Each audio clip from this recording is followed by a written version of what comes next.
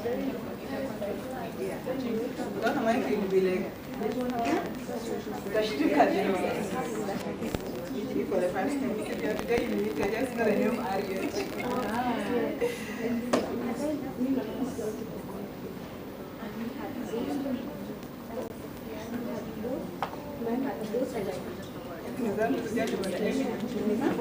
These are my camera.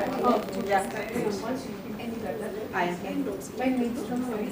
So this one is true. This one is no consent. So see my apple.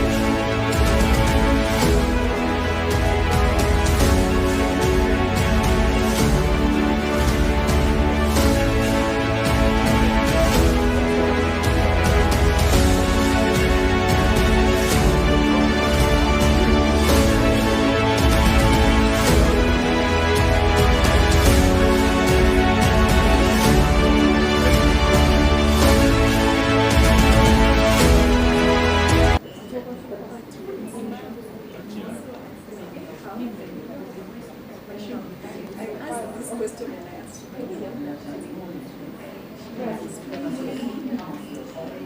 relationship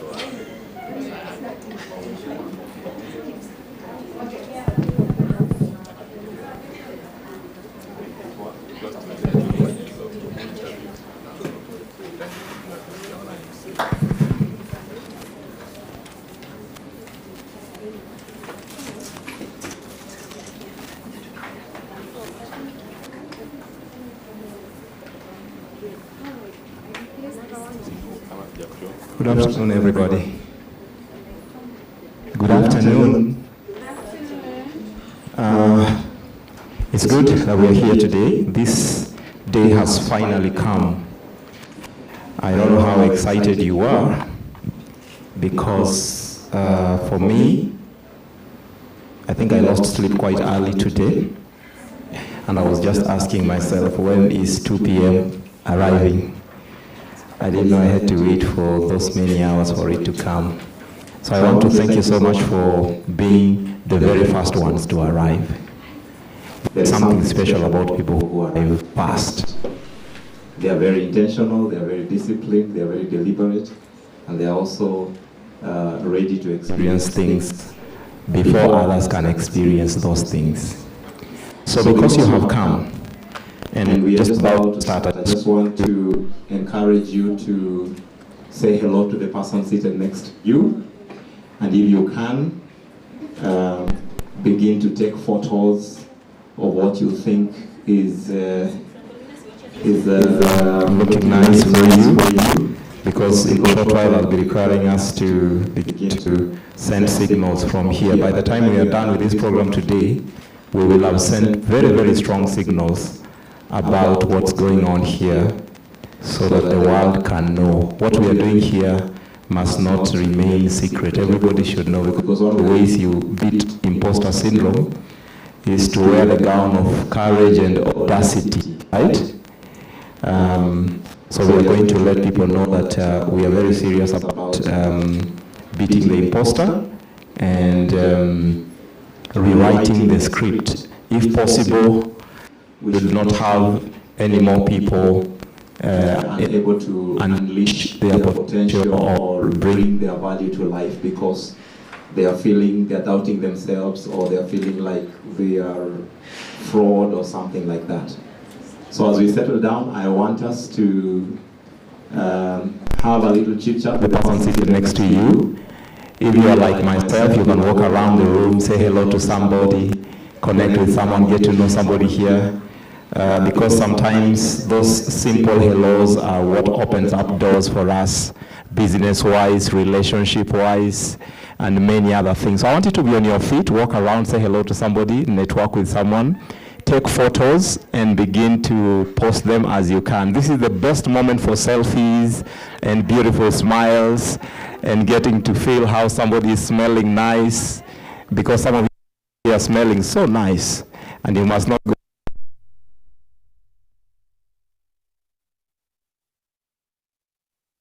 Well, I'll give you a few minutes to do that as we get ready to get this program started.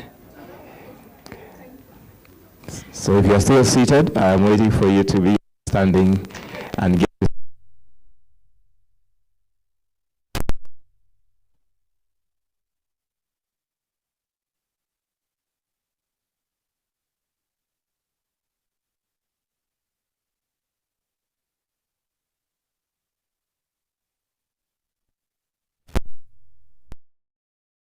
begin to get ready for the program.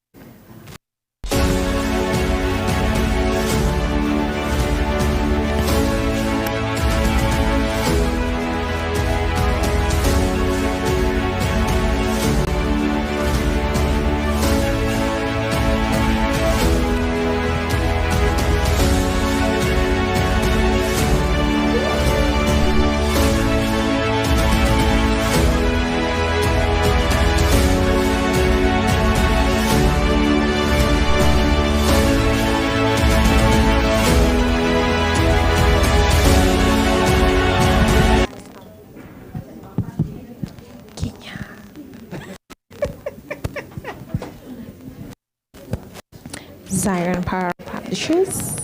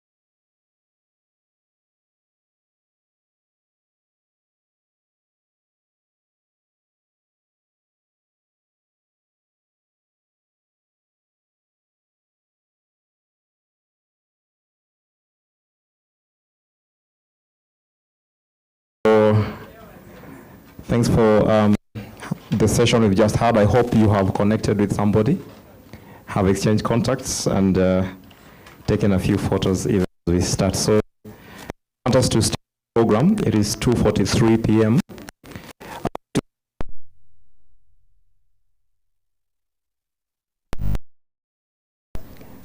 We apologize for that, so we'll just pick it up from there, and then we will see how to take care of that sometime along the path of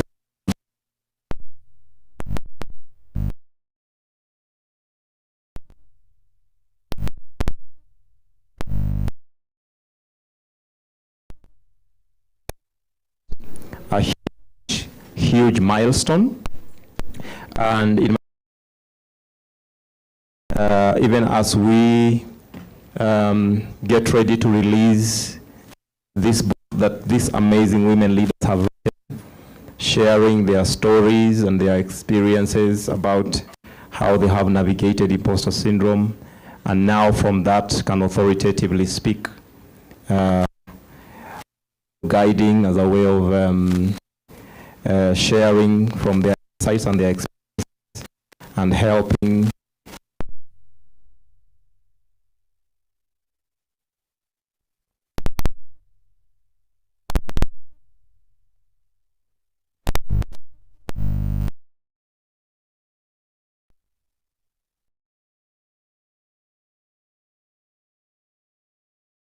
our being here immediately with the first item in the agenda. So let's bow our heads. Short prayer. Father, in this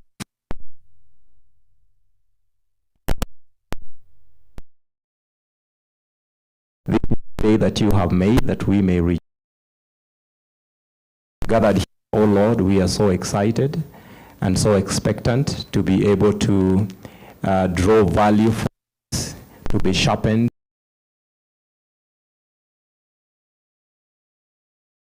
be helped to shift from where we are.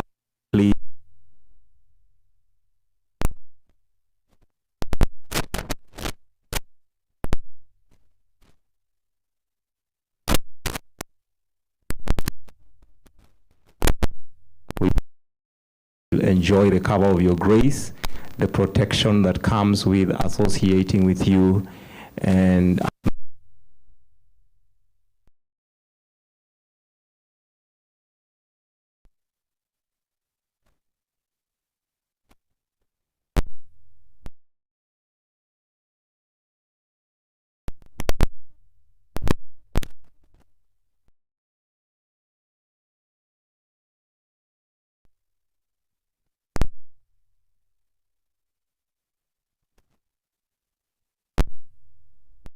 so much for making it to the session today, to the forum today. Thank you so much for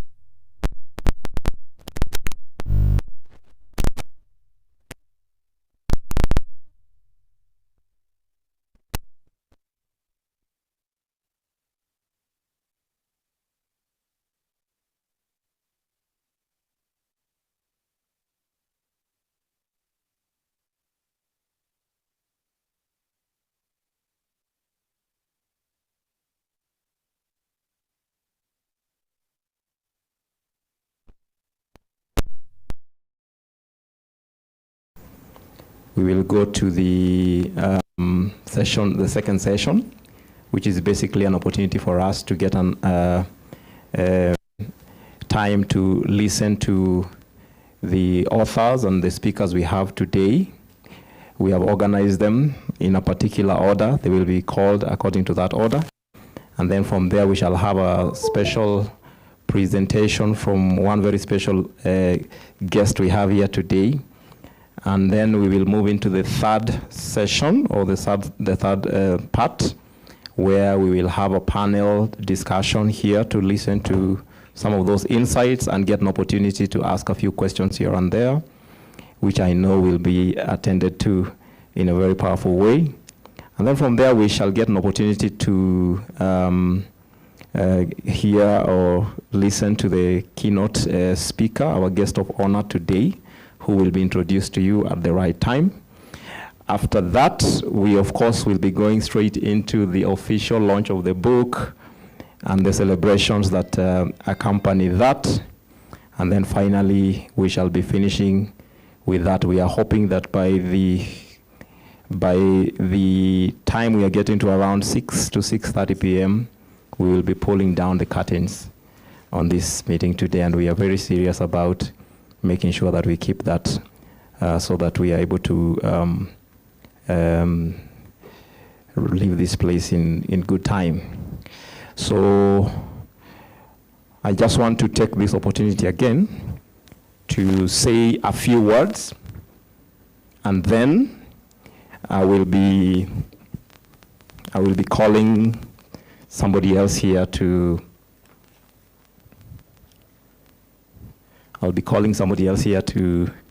take over. My name is Doso Radido. I am the founder and director of Zion Pearl Publishers. There are some of you here who probably we have met in other forums and have interacted, and some We have not met, so we are seeing each other for the first time. I'm sorry, I'm just picking the wrong document.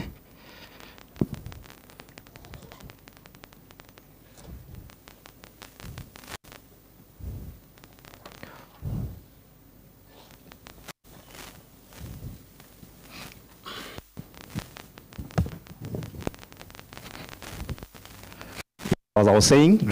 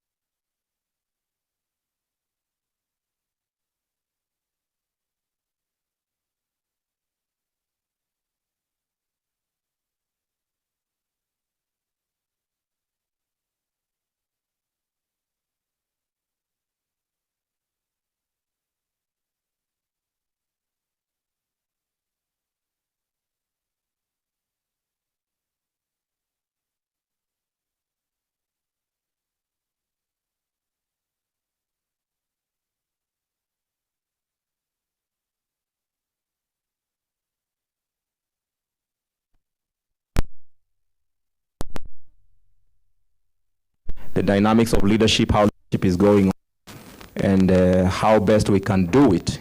While we are doing that, we have a keen interest in the contribution of women to life and to leadership. If you have been in the corporate space, then you probably have come across terms like inclusive.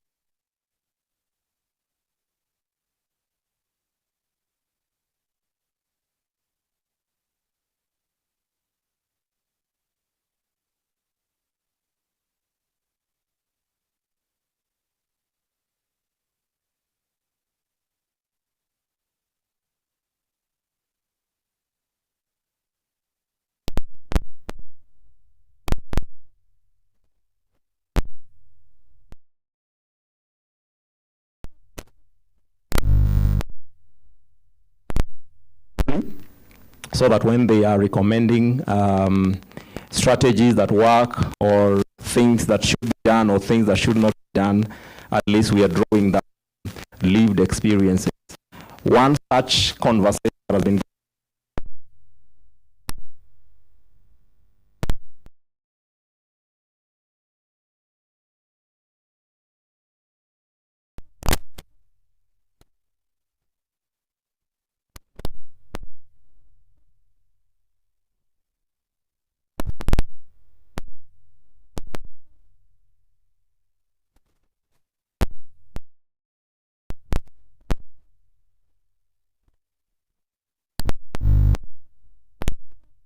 happening on that front. As I speak to you today, there is a lot of work that is going on the coaching front. Of course, strengthening what goes on in the mainstream space in terms of leadership capacity building, which is beautiful. And of course, that complements what we experience on almost a daily basis in our workplaces in what we have come to call on-job training. So imposter syndrome has been a big conversation in almost all forums I have attended. Recently, there has been one or two people who are concerned about imposter syndrome. And those who are striving to be more than who they are today are also raising up as one of those things that needs to be done. While that is going on, we have not had we have not had a lot of literature that has been done from within our context that specifically speaks to this problem. Most of the reference literature we are using comes from other parts of the world. And much as that is a good thing or a good place to start from, sometimes it doesn't capture the intrigues of the local dynamics. So it's important for us to be able to understand how things are playing out within our local context, because what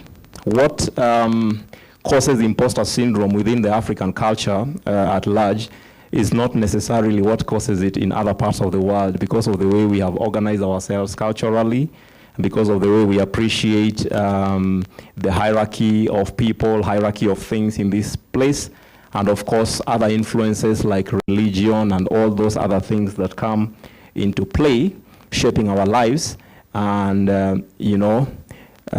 influencing the way we carry ourselves in our workplaces. So when we were conceiving this project, we wanted to come up with an intervention in terms of providing locally curated literature and also enriching that conversation with insights that are coming from lived experiences by people who have experienced it and have dealt with it within our local jurisdiction, and can be able to at least help us to understand how it feels, how it goes, and importantly, how to overcome that. So the book we're about to launch today has a message for individuals. It also has a message for coaches and trainers and people who are involved in capacity building. And it also has a message for people who are the gatekeepers in the corporate space, and also those who are involved with policy making and policy formulation that also influences how leadership is practiced and understood or even received within our spaces. So this day marks a historical day because for the first time we are going to be releasing a book that has been written from a local perspective by local thought leaders about a subject that is so big and being talked about almost every single day. And we are hoping that the signal that comes from this meeting today will go far and wide, and it will remain strong for a very long period of time. Importantly, we are also hoping that this will be a useful contribution to all the effort that has been put by many stakeholders towards dealing with imposter syndrome. And our intention is to take this beyond talk into practical interventions that can take place, where one day we will look around and realize that the problem no longer exists. In my opinion, given an opportunity like this, it is possible that our contribution in our generation would be to settle questions that have lingered for a long time, or to permanently address problems that have been there for a long time. Even if we solve one problem, we will have set the next generation free from that kind of problem. So it is our intention that this material and this conversation today will actually contribute useful value in that direction. When you get an opportunity to listen to the authors and the speakers we have here today, you will actually attest that we are listening to people who actually know what it means and how to navigate that. So right about now, allow me to just read what I had prepared for my speech today, and then we shall proceed from there. To our chief guest, distinguished guests, family and friends, and all protocol observed. Good afternoon. Today, I am so delighted to see you all here, coming to celebrate with us this great milestone and achievement. It is truly an honor to have you grace this occasion. Thank you so much for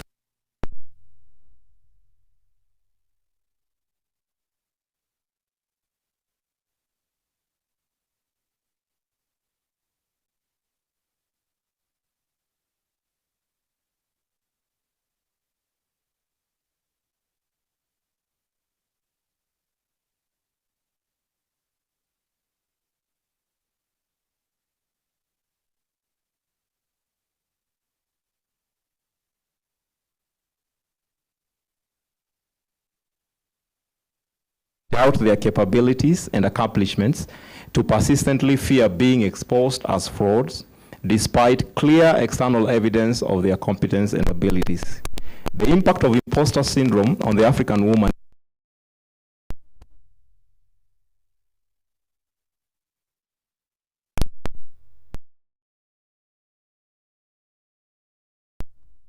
is to be differential, to place others before themselves, and to shy away from a place of confidence or ambition. For women who rise to positions of influence, this early social conditioning often manifests as an internal conflict between personal aspirations and societal expectations, a fertile ground for the development of imposter syndrome. A 2020 report by KPMG titled Advancing the Future of Women in Business found that 75% of executive women across sectors reported experiencing imposter at some point in their career.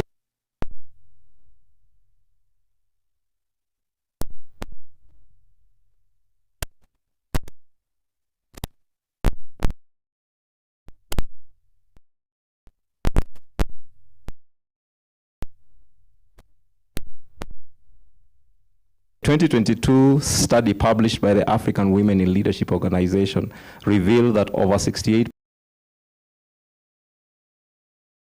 identified with experiencing imposter syndrome.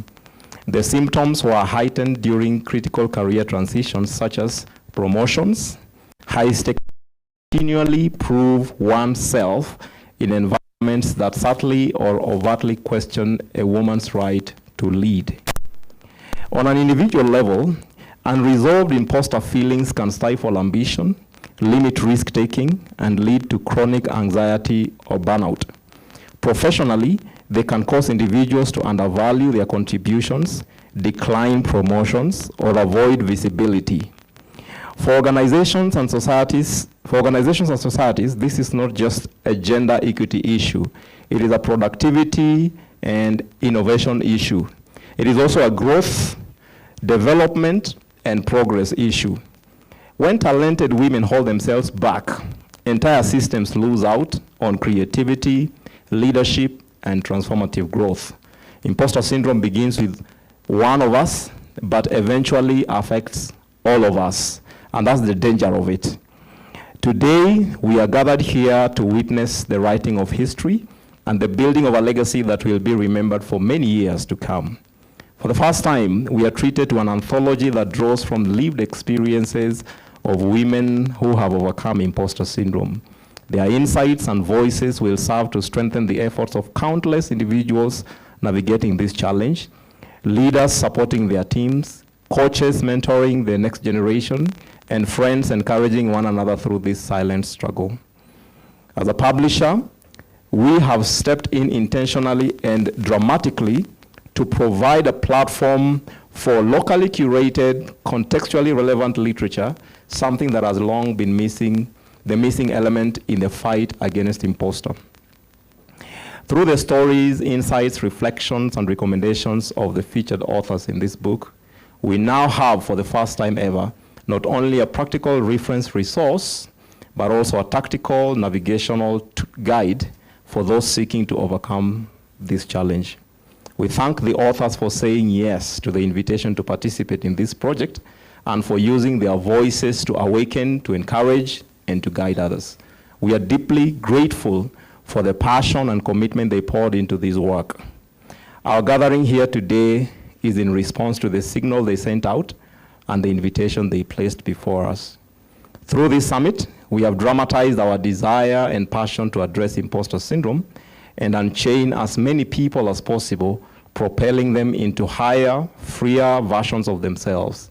We hope that the fire ignited by this meeting today will not die today, that it will continue to burn year after year until imposter becomes a thing of the past, because it is possible. Finally, I wish to thank my team and everyone who has played a part in bringing this project to life and continues to support it. I give God all the glory, and thank you all. God bless you, and God bless our nation. Thank you so very much for that. Allow me now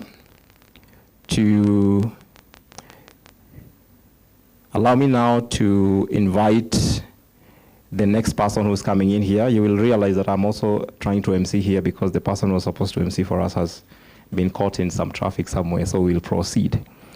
The next person coming to speak to us today is Eunice Ireri. Eunice is one of the authors that has been featured in this book.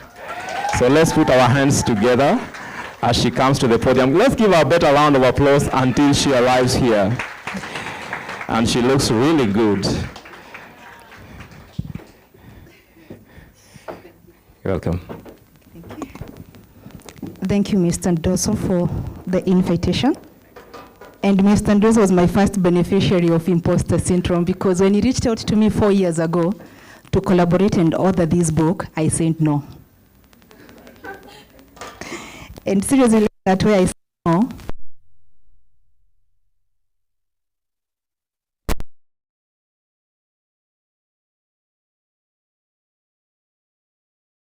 I want to start by acknowledging anyone who is here, is presenting Team Eunice. I'll give you flowers. Please just stand up for a minute. Thank you. Thank you very much. I want to also acknowledge my other authors. I know Kristen is looking at me because I told them like, I'll not do that. Kristen, I just did it. And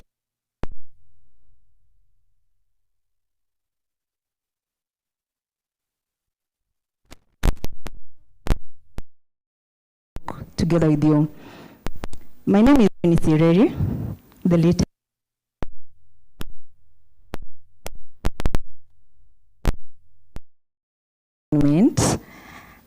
And I am a student of project management today.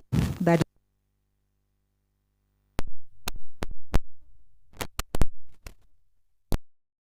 I'll be taking you through a very short journey of my life and how imposter syndrome controlled me and bailed me out unknowingly. And start by acknowledging that I actually didn't know what is imposter syndrome until very recently. I used to call it a council of elders in my mind that kept on speaking to me. And those of you who have followed me on LinkedIn for some time, you will know I always keep on referencing to a council of elders that I keep on addressing. Kumba, that council of elders are called imposter syndrome. Now, no. I will give a few questions, and I will ask you to raise your hand. You can choose the right or left. If you have ever been told you're growing too fast, and you agreed to that, raise your hand. If someone has ever told you you're growing too fast, don't do like this, just put it up. By the way, I can't see you. Okay, question number 1. Question number 2, if you've ever been told to go slow, and you went extremely slow, raise your hand. Hey, there are some people who are really doing good. Number 3, if you've ever attempted to speak up and you're told kanyagia your story, na ukakanyagia, raise your hand. Hey, the guys, hey, okay, good. If, and this is courtesy of Masimule, you've ever refused to give your name up for a nomination or to apply for a job somewhere, as much as you knew you're ready, something told you, bado. Okay, good. I'm going to be your doctor today, and I'm going to prescribe to you what you're suffering from. It is, can you read all this? On this other side, what are you reading? And that's the fact, and that's why we are here. Imposter syndrome is that, to me, I called it a voice that has refused to leave me for so many years. And I didn't know what that voice was. What I'm very sure is that that voice always kept on telling me, Sinjatosha Mboga, the Kenyan language. And that voice kept on telling me, Bando Kanyangia, like take a back seat. That voice told me to leave boardrooms that I was supposed to sit in. And I walked out because the seats were full.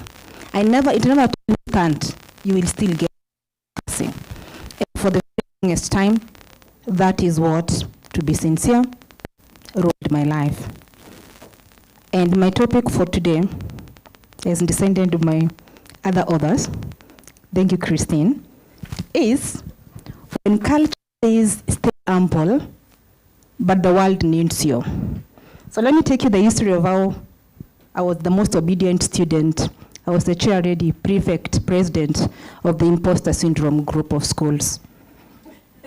Because I take the Gen Z space. Tell me why my little me, being unable to carry 20 liters of water, was called lazy, and I accepted I was lazy. You go on. Tell me why my failure of being circumcised, I was told I'm not woman enough, and I could never have children, and I accepted. Okay. Tell me when I smiled, why I smiled when someone called me a toothpick. And I accepted after all. I'm 1 GB. Tell me why I was too comfortable being number 35 out of 40 in a class and did nothing, absolutely nothing to be number 30. Because you're foolish and acceptance. Tell me why I won a global award and someone told me my name was pushed to get that award, and I stopped shouting about the award. Tell me why until last week someone said, oh, she's just co-authored the book, when I said I've become a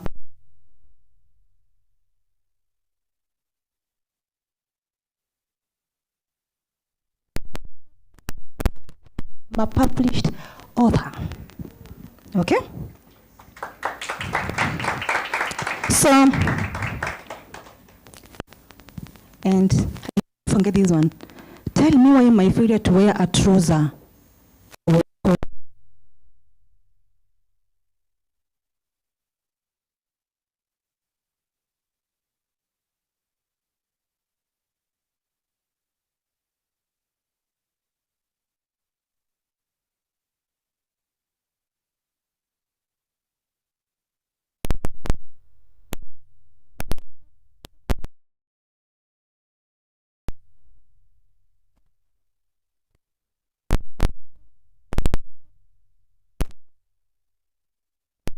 yes. When kienyeji, yes. For so long. Everybody was telling me, you're this, you're this. And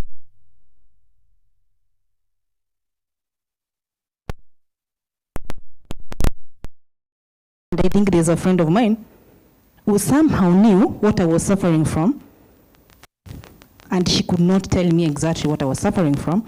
She decided to tell me what I was suffering from by gifting me a book.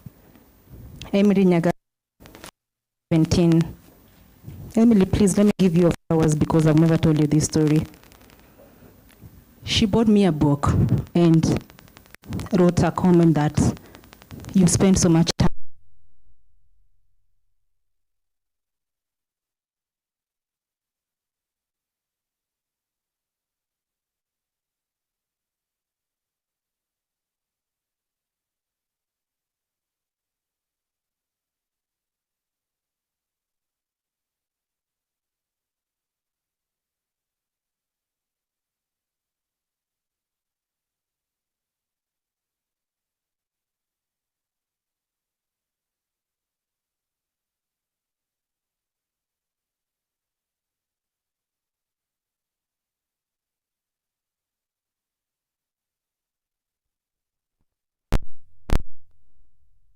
Was not what people were. And then I sat down and I started wondering, what was eating me as Eunice? Why was I giving people so much power to define me? And even when they defined me wrongly, I was saying, yes. And then God of Kenyans gave me a platform called LinkedIn.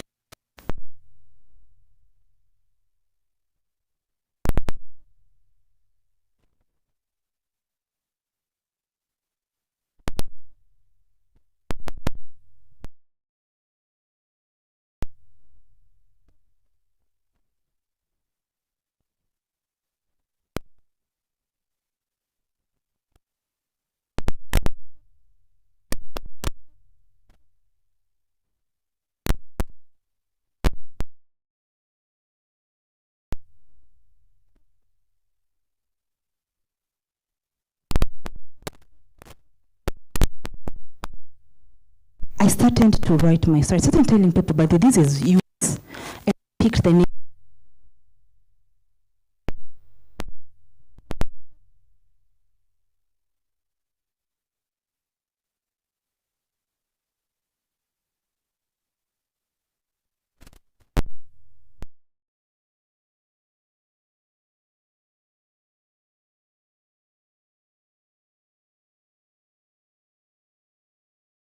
My experiences, anything I go through, I started.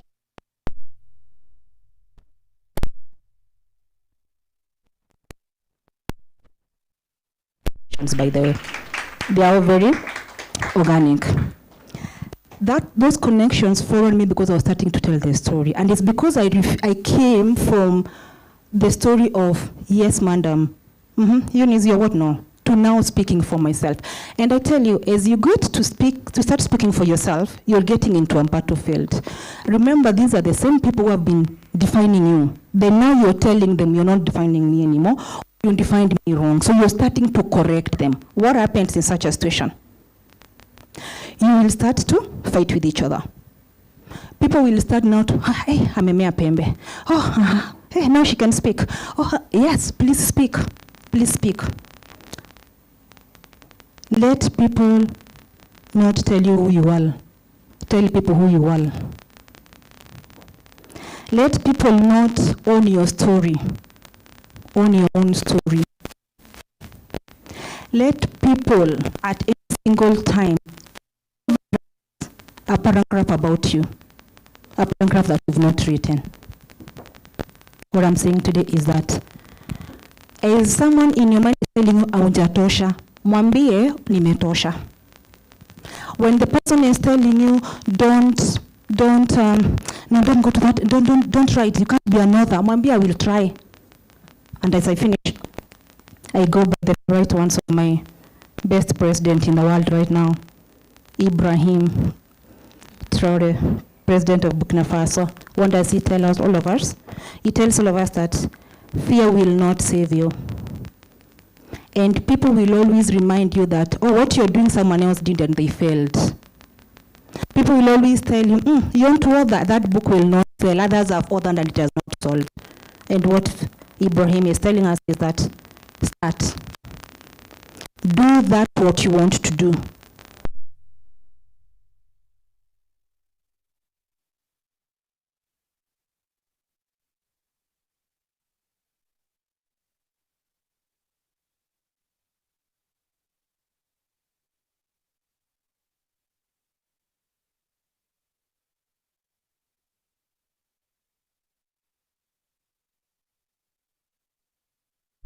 And I give myself permission to face that what someone else is telling me I cannot.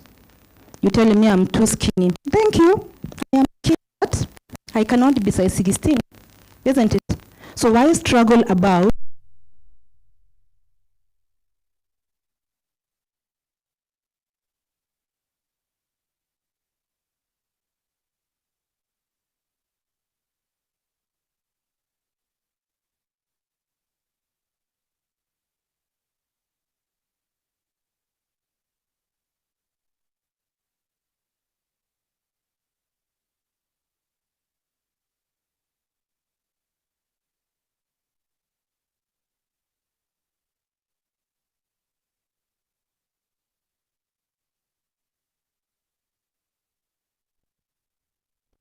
you will continue doing what you need to do.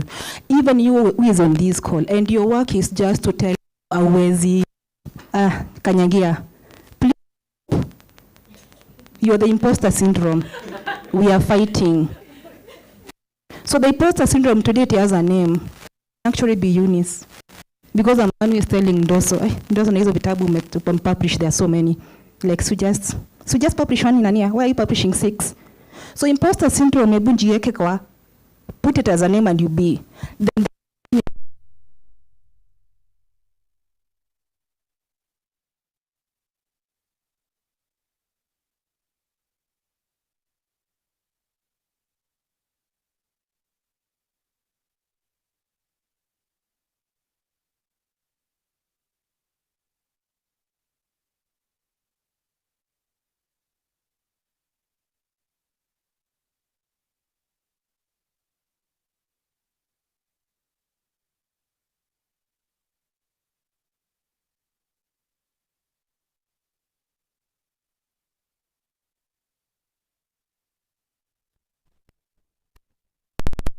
a charge from you. If you have surrounded yourself with people who are trying to stop you or to plant doubt inside of you, you have the freedom and the permission to fire them. So you either remain with yourself or you hire others who are encouraging you to keep going. Thank you so much. Appreciate you for that. So if you want to hear more about what Eunice thinks about imposter syndrome, then you can find her chapter inside that beautiful looking book. And thank you for saying yes after saying no. If I knew that stopping you, I don't know what really, because I didn't fight you a lot. I told myself maybe she's busy with other things. But thank you so much for saying yes. See what a yes can. Now you have become a published author, whether they like it or not. And I like the way you're so loud about it. Thank you so very much. So the next speaker we are having here today is Monica Muturi. Monica Muturi is not here with us today in person, but she sent her speech, which is going to be projected here, so we can be able to listen to what she has to say in the next couple of minutes. Let me know if it is ready.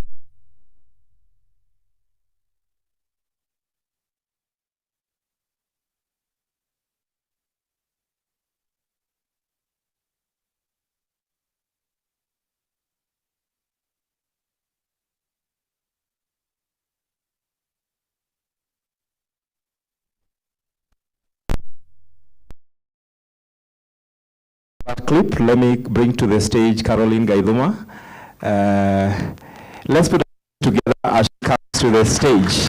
I want to clap for her until she gets to the place. Wow. Wow. Thank you. Is it evening or afternoon? I don't know what time afternoon ends and evening starts. So I'm just going to say good afternoon. Good afternoon, everyone.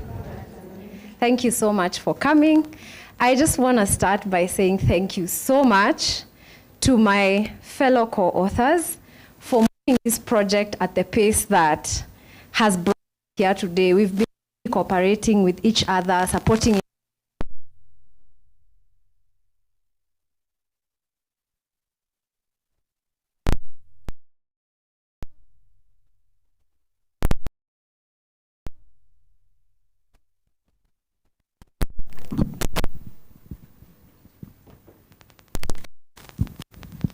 Thank you. I want to say thank you to Mr. Dosso. I was approached on LinkedIn by someone I didn't know to work on a project. First of all, my imposter syndrome kicked right there because I was like, of all these thousands of people on LinkedIn who actually do more on LinkedIn than I do, why me? So I first of all was like, is this a scam? Is there something they're looking for? But then I said yes after I realized it's actually real. And when I said yes, I remember that very day, a former student of mine called me and wanted me to be an assistant tutor for her class at UON. And I was gripped by imposter syndrome because I thought, wait, what? UON, I'm not a lecturer. So I had all these things going. But then something in my mind was also telling me, you've done this for 8-9 years. What are you afraid of? And I realized in that moment, actually, I am experiencing the stuff that Mr. Dosso is asking me to write about. And so I sat with it. And you'll see in my chapter, I talk about the psychology of the imposter syndrome. And I actually did a research and analysis in that moment as I was invited.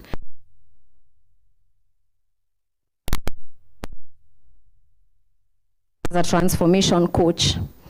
So when I posted about this event, I also want to say thank you to you guys. Everyone in this room is here because they believe in someone. Believing in someone is so important. Please give yourselves a hand. Yeah. Believing in someone is so important because it gives them the proof that they are worthy. Because sometimes our minds do not see our worthiness because of the experiences we've had and the beliefs that we carry. And so until we see somebody coming in, for me, that's when now you have nothing to debate about, because now you are having evidence that people are believing in you. And if you have believed in someone, then it increases your chances of believing that somebody else believes in you. So let us all believe in somebody and show it. So thank you for coming. We really do appreciate your presence. When I put out a post about this particular event on my WhatsApp status, a friend of mine, very good friend of mine and former client as well, wrote to me and asked, "So is this a meeting of imposters?" And I was like, that's a very good question, actually. That's a very good question. And I want us to answer that question, you know. I don't know, a lot of us have a Christian background, so you might tell me Jesus is the answer to this question, but it's a question that I would like you to ask yourself. Are you an imposter, or are you experiencing imposter syndrome? The difference is probably being an imposter is like you're intentionally deceiving people so that they can see you a certain way. And I must say that is something all of us do. Right or wrong? Right or wrong? Tunaambiana ukweli leo. Yeah? There is points in you're trying to manipulate people's perception of you. And maybe it's because you don't feel enough. Maybe it's because you feel like you need something from them. And so you start concocting and shape-shifting yourself to fit the idea of who you think they would accept or who you think they would not judge. And that is part of being an imposter. An imposter syndrome, of course, you're going to read more about it in the book. And it's part of what Eunice has said. And so for me,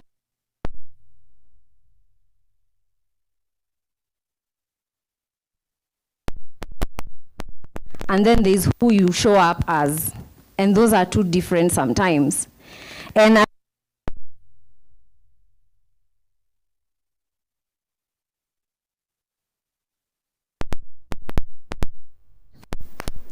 so because I see myself as an analogy alchemist, because I find that a lot of the stuff that I teach and coach comes out better in analogies, because then it sticks, then it relates. It's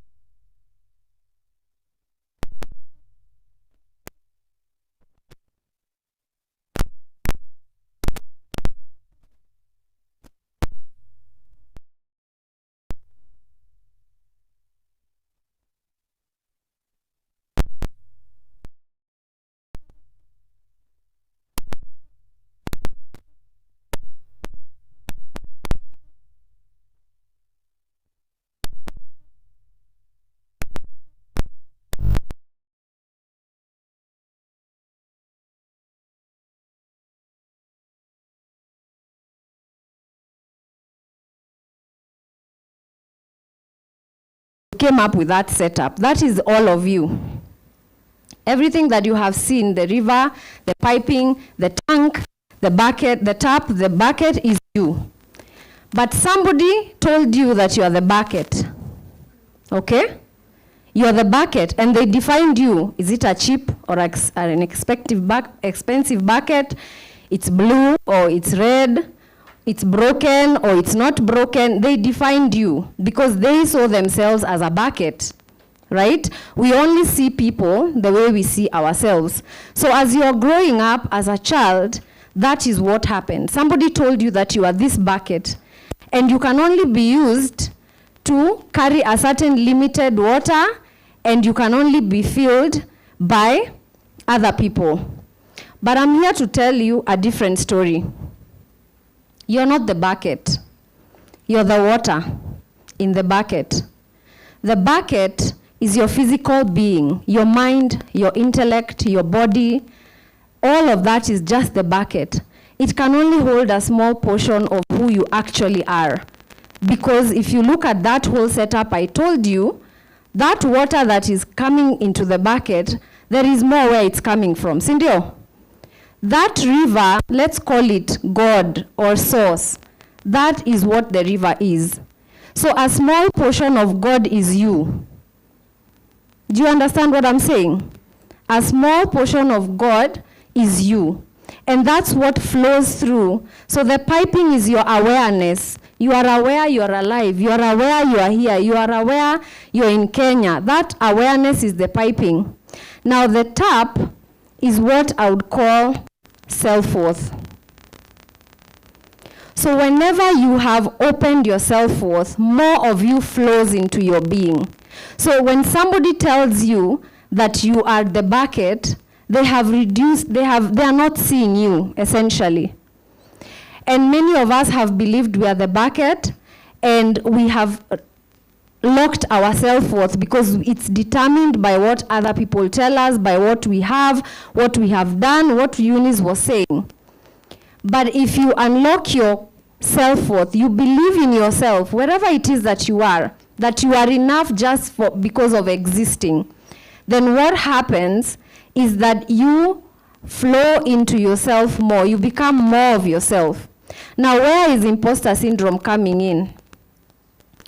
When you have gotten to a certain level, many of my clients come to me when they've gotten to the end of a level of their life, and they think that's the end. But then when we do sessions, they realize, oh, it was just a beginning of a new level.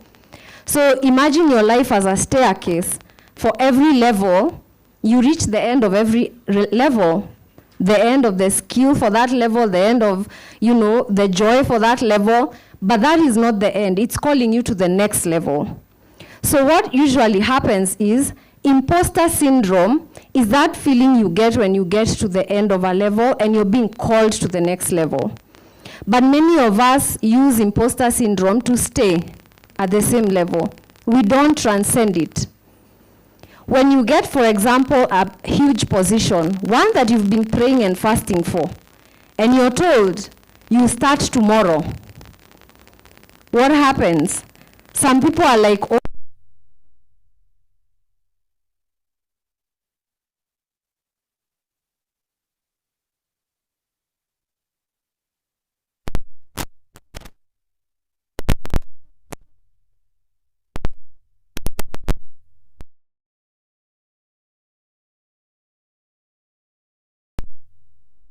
the first time I'm stepping here. When we were in school, I remember in January, we used to be in the next class. If you are in grade 2, you're in grade 3 in January. Or if you are in grade 3, you are in grade 4.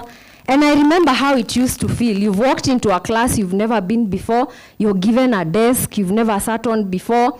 And you're scanning through the books. You don't know anything in these books that you've just been given. A teacher walks into the class. They are new. You've never seen them before. That feeling, we could have turned it into a negative feeling if we did not know what was going on. But because we knew we are in the new level and it's a higher level, we got excited. It's not that we were not comfortable. We were uncomfortable, but the meaning we were giving this discomfort was positive. And so what we are asking you through the book is how can you reframe your experience so that you can unlock more self-worth. When you feel the imposter syndrome, it's time to look inside of yourself. The imposter syndrome is that sign that your bucket is empty because you served and you served that level and it's done. So the imposter syndrome is telling you, turn on the tap. Bring more of you. Bring more of your authenticity. Bring more of your authentic experience through your awareness. So you have to be very self-aware so that you can know what is going on within you, so that you can begin to interpret the experiences correctly. And when you do that, you will flow into this world, you will make the changes that you need to make in this world, and you'll make the impact that you need to make in this world. Imposter syndrome is your friend. It's just inviting you to the next level of your growth. And that's what we are doing. So thank you very much for coming. And may you grow and grow in leaps and bounds. God bless you. Wow, thank you so very much, Caroline. I like the insights you just shared, especially the last one, where you are reframing imposter and now beginning to call it a friend. That's a very powerful way of looking at things. I like it when you say that the feeling of imposter is what comes when you are being invited to your next level. That's very powerful. So that when we have those feelings, we should interpret that as, this is me being invited to the next level, or this is my next big potential that is about to be manifested by the happenings that are taking place around yourself. When you believe in yourself, you become more of yourself. That's a powerful quote from Caroline, so I really appreciate you for that. Of course, the opening statement you said earlier on when you started talking about you don't have to know people to work with people is actually a powerful statement that is rewriting the script. Many of us have been conditioned to believe that you have to know people. You know this you have to know people thing? Sometimes you don't have to know people. You just have to be courageous and audacious and throw yourself into it. Sometimes you will be met with no's, and many of us are dealing with more no's than yeses. But you know what we celebrate? We celebrate the lessons we learn from that. So we become more intelligent as we continue. But you do not have to know people for you to work with people. That is very powerful. And that's a very powerful way of dealing with imposter, because a lot of times imposter happens when it is an interaction or dynamics between people. What if they discover me? What if they reject me? What will they say, So if you are able to overcome that, then you will suffer less of this. And when you get to a place where you're suffering less of imposter, you're giving yourself an opportunity to deliver more, so that you don't go back home with what you brought to life, or you don't get buried with what you are supposed to serve to the world. The late Dr. Miles Monroe would say that the richest place on earth is the gravesite, and I agree with him, because many of us actually go back with what we were supposed to serve to the world. And one of the things that causes us to experience that, of course, is imposter syndrome. So now I will allow us to watch the clip from Monica. If it is ready, you can play it now. So let's give her a minute to listen to what she has to say to us today. Thank you so much.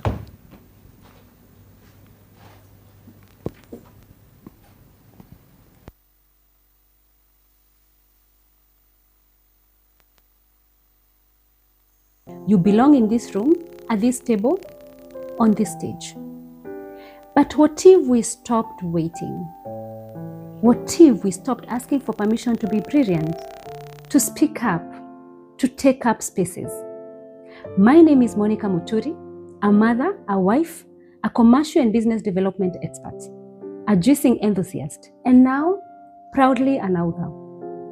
And like many women, I've wrestled with that voice that says, who do you think you are? The voice that makes us shrink, doubt, and question. But I've come to believe that the people who grow, lead, create, and rise, they are not always the most confident. They are often the ones who show up anyway. They're the one who said, I may not feel ready, but I'm still going. Belonging isn't something you wait for. It's something you claim. And often, you must belong to yourself first before the world catches up. The book we launched today reflects on that journey. 7 voices saying, enough of the doubt, the hiding, the second guessing. If you take nothing else, I want you to take that. You are already enough. You don't need to audition for your own life. You don't need permission to rise, to speak, to lead, and to shine. You are the permission. Thank you.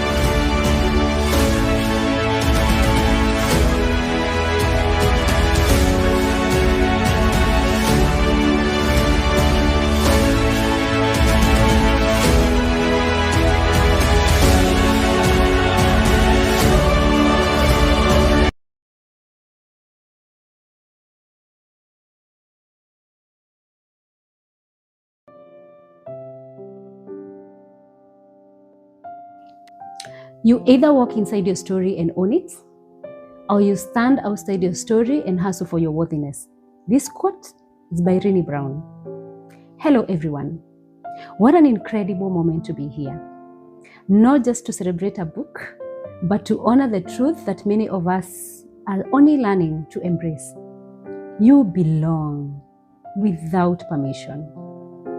So many of us move through life waiting for someone to say, "You're ready, you're good enough, you belong in this room, at this table, on this stage." But what if we stopped waiting? What if we stopped asking for permission to be brilliant, to speak up, to take up spaces? My name is Monica Muturi, a mother, a wife, a commercial and business development expert, a juicing enthusiast, and now proudly an author. And like many women, I've wrestled with that voice that says, "Who do you think you are?" The voice that makes us shrink, doubt, and question. But I've come to believe that the people who grow, lead, create, and rise, they are not always the most confident. They are often the ones who show up anyway. They're the one who said, "I may not feel ready, but I'm still going." Belonging isn't something you wait for. It's something you claim. And often, you must belong to yourself first before the world catches up. The book we launched today reflects on that journey. 7 voices saying, enough of the doubt, the hiding, the second guessing. If you take nothing else, I want you to take that. You are already enough. You don't need to audition for your own life. You don't need permission to rise, to speak, to lead, and to shine. You are the permission. Thank you.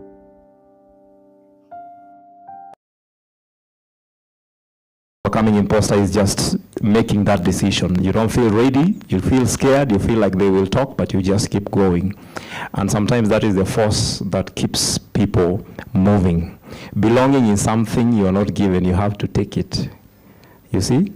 And finally, she has said that you are the permission.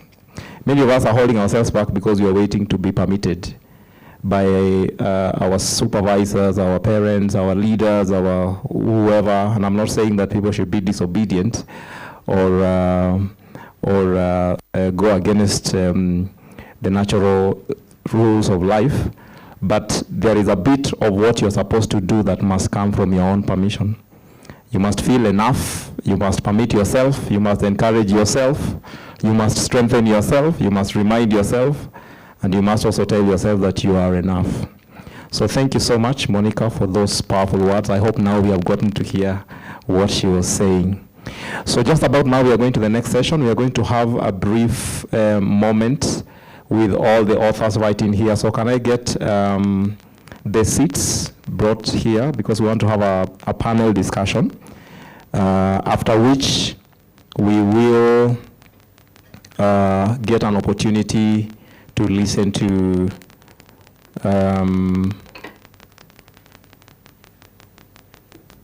the keynote. While they're setting the place up, I want to bring to us Frida Nguku with a special presentation. Is Frida around? Is Frida around? Oh yeah. She's going to be giving us a special presentation. Let's give her a round of applause. Let's clap for her until she arrives here. That is very good. That is very good. So much welcome, Frida. Thank you. Hi, guys. Frida Nguku is my name. Invited here by Eunice. Congratulations. She's my cousin, my sister, everything. I've learned a lot from her. So today I want you guys to join me in as we sing this song that says a lot about the goodness of God, which is why we are here today. So if you know the song, let's just sing together. Sawa sawa? Tuchangamke kidogo. All right, let's do this. There's going to be lyrics on the screen, so we can just catch up.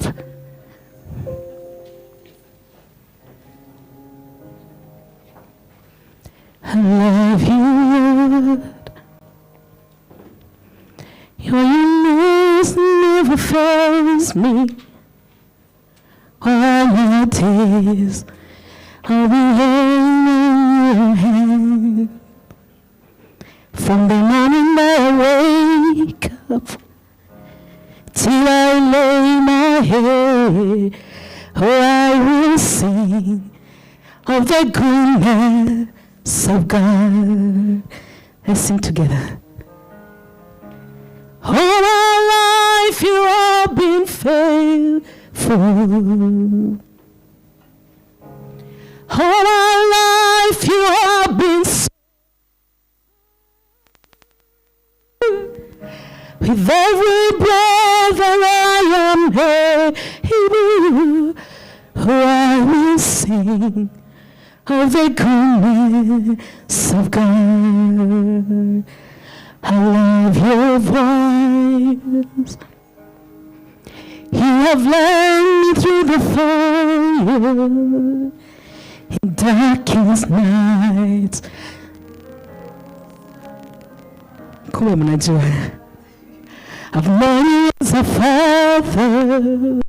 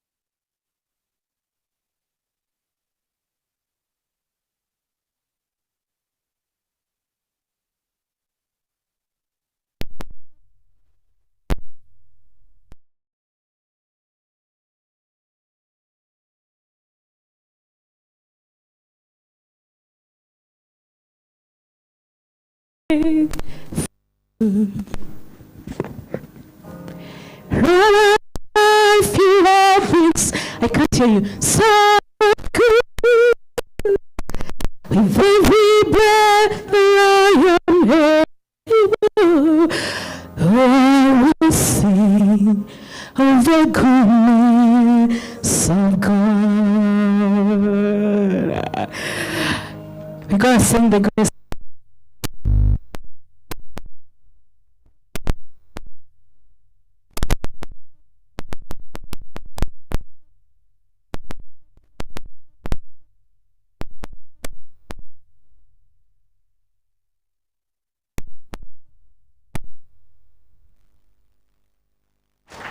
Thank you so very much. So just about now, I want us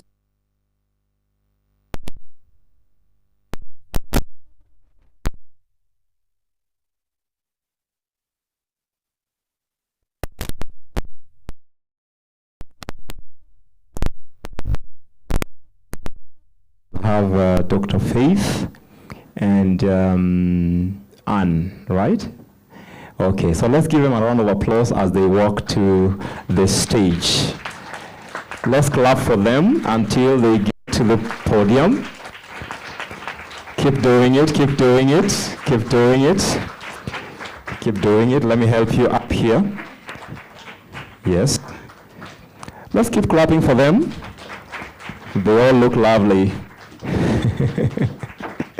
Ni Gen Z. When Gen Z wewe. Una to enjoy. So here are the microphones, please.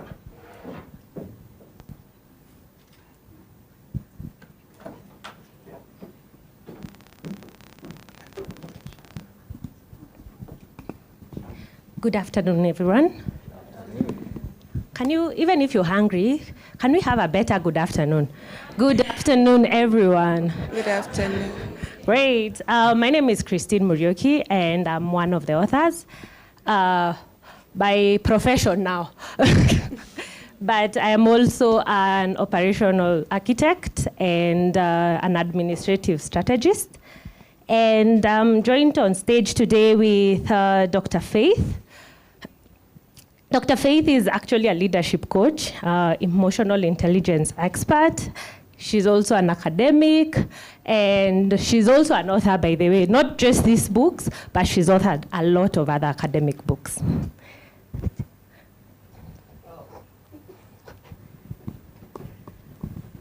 Good afternoon.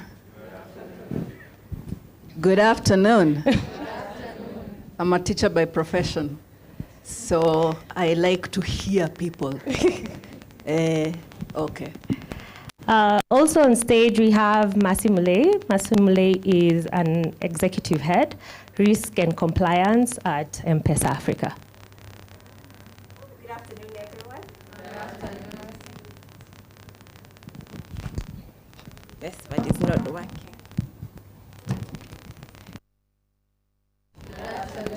Good afternoon once more.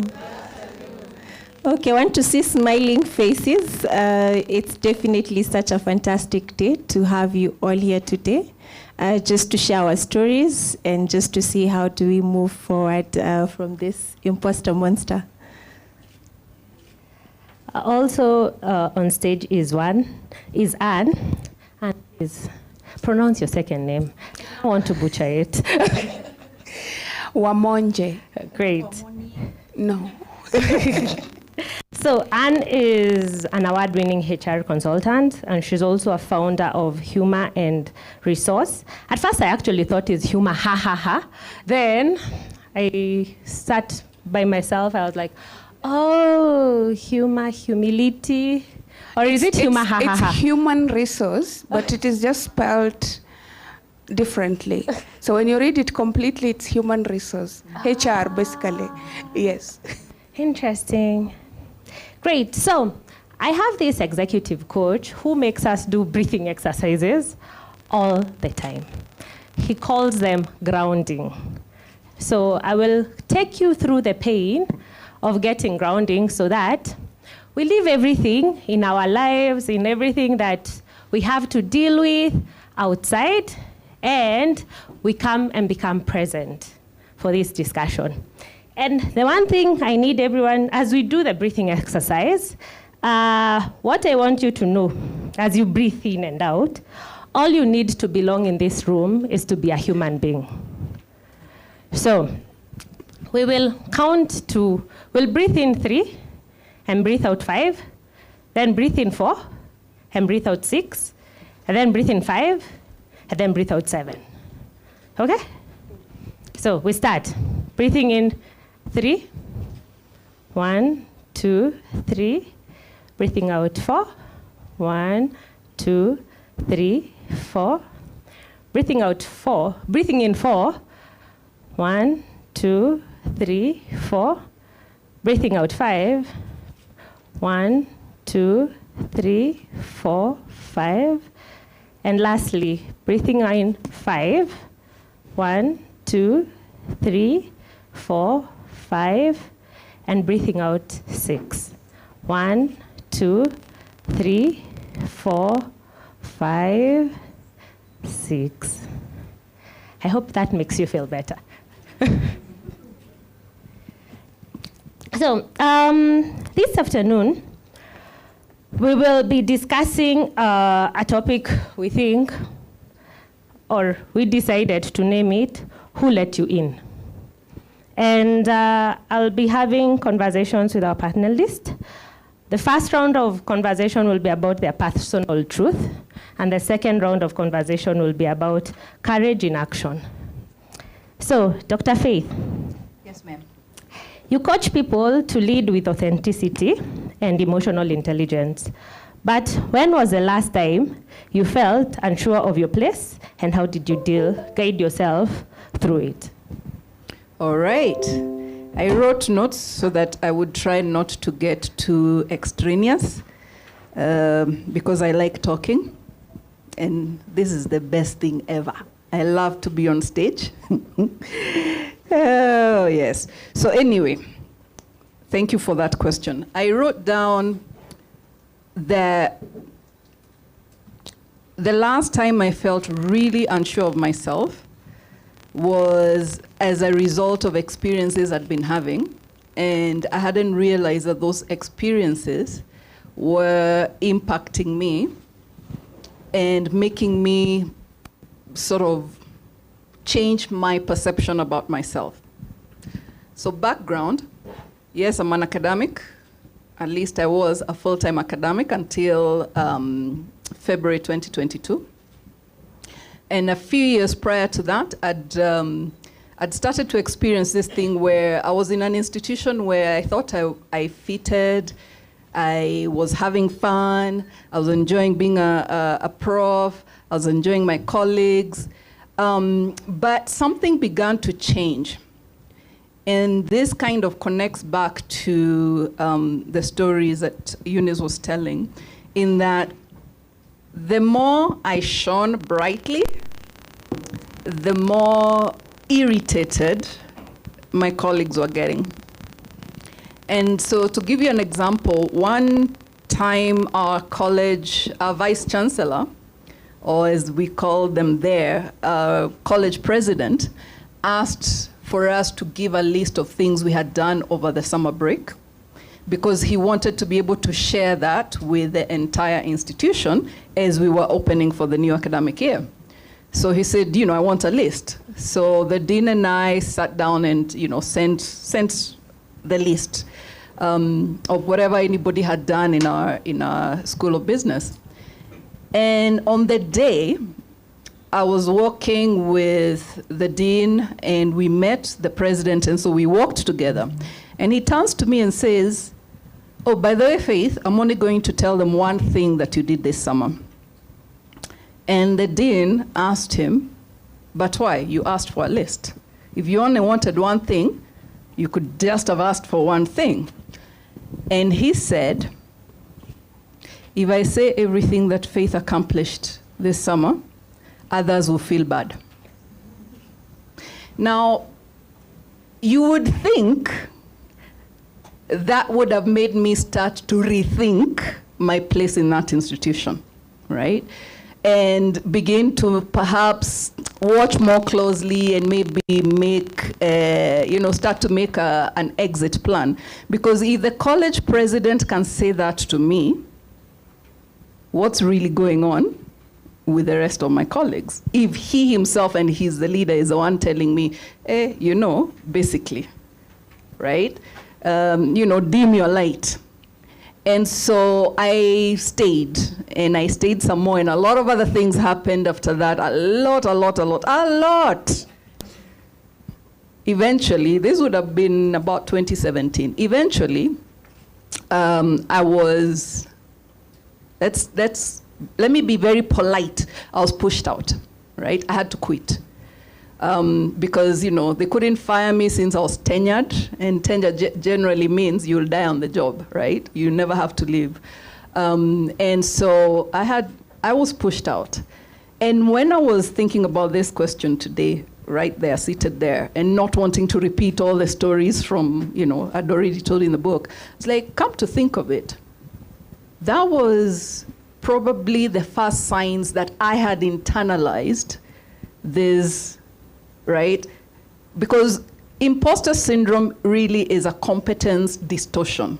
We start to doubt our own competence, right? We start to think we're not as good as we think we are, and people will discover we're not as good as we think we are. But sometimes the trigger is the things that other people might be doing to you or saying to you, right? I was a very confident, very self-assured person, but this thing was eating at me quietly on the inside until I began to act in ways that were dimming my own light. And so as I sat there, I was like, yeah, I guess, when I was writing the chapter, I didn't think that far, in terms of, I really did actually start to dim my own light. So, yeah. Long story.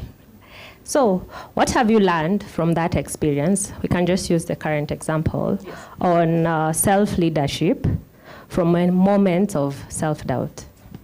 I think the most critical thing is self-awareness, right? Is recognizing what's going on.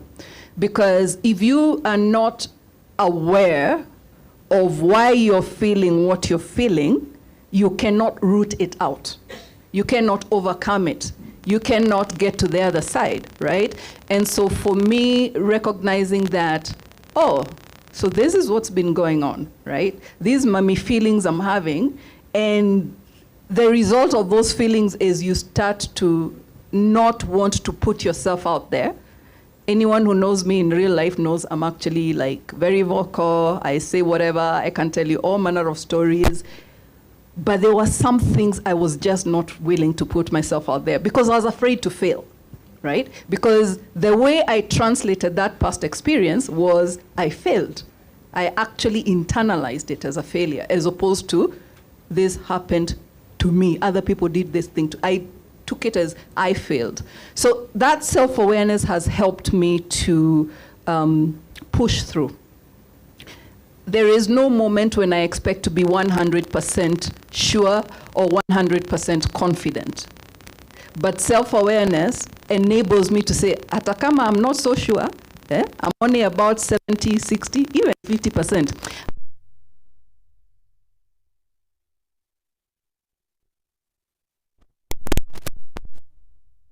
Failure never killed anybody. So. Thank you, Dr. Faith. And it's true, I think she can tell you anything. I've met her only once, and she, in person, yes. Mercy, you've worked in high-stakes, male-dominated industries. What does imposter syndrome look like in corporate boardrooms? And how have you learned to hold your ground? Thank you, Wanjiko. So they definitely say that it's a man's world, and I don't think the corporate sector is any different. It's definitely a man's world. And I think for me, imposter syndrome, how it actually did manifest in the corporate sector was when you're in that boardroom and perhaps you're the only lady, maybe you just do out of a bunch of 10 men who are in the room, you start asking yourself whether your voice is actually loud enough, whether you'll actually be heard. Because they're deep in conversation, they're really engaging, and the ladies in the room are actually being left behind. So how does it manifest itself? It will actually manifest itself as silence. You'll opt not to speak because you don't think your voice will actually be heard or it will make a difference. Interestingly enough, it's usually not more of the fear, it's actually just silence. You're not sure whether your voice will actually be heard. And I think for me, what was important was actually having that self-awareness and being able to get to a place where that I know my voice is actually required and it's actually necessary in the room. And also just to put it in perspective and actually to keep you grounded, I think it's very important to know that it's more of not perfection, but it's actually progress over perfection. So you don't have to be 100%, because you'll find yourself, you're so invested, you really want to over-prepare. You want to be 100% perfect in everything that you state in that room. But it doesn't have to be that way. Actually, honestly, it's really exhausting. Being in a space that you have to be actually 100% in everything that you do.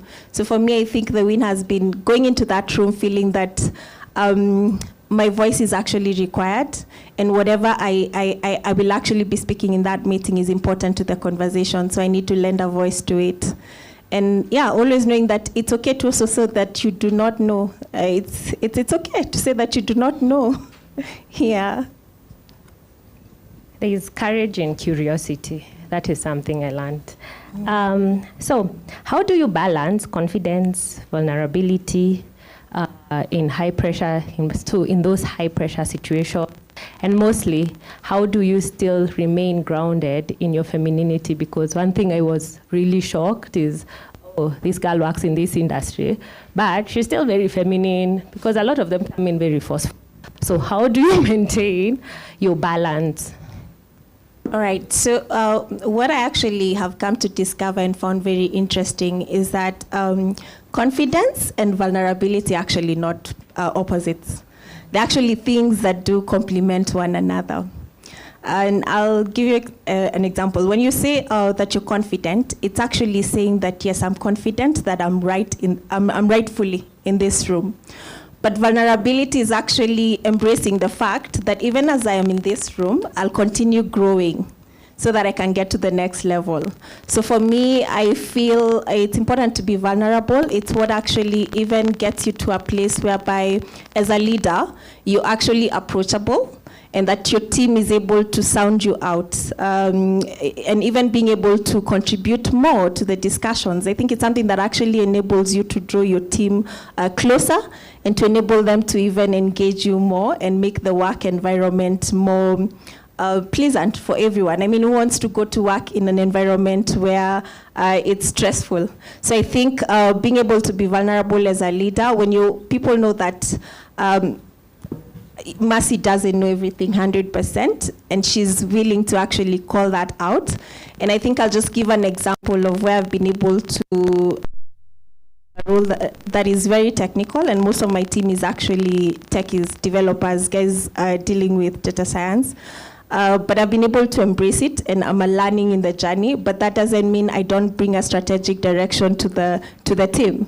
And that is what you own, and that is how you own your space, and be vulnerable, and you're able to circumvent that. Great, thank you so much, Mercy. And your philosophy is rooted in humility and humanity. How do you stay grounded in humility without letting it hold you back from advocating for your worth? Thank you, Christine.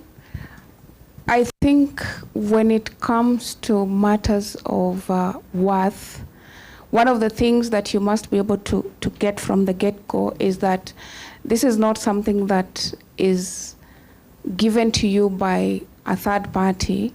It is something that you have to be able to own it from within, and you have to be able to get yourself to a position where you can stand up and say, I have earned this, as opposed to I was given this. And I work in HR, and when it comes to employees and the people that I work with and my interaction with them, and we have scenarios where people come and say, you know, I have worked in this environment for this number of years, but I've never been promoted, or I have never had a salary increment, or this and that has never happened to me.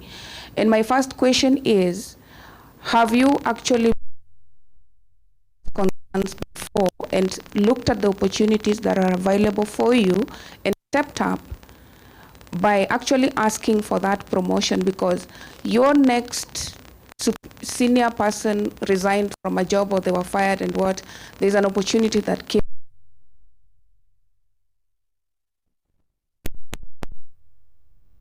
here for the last 7 years, and I've been working very hard.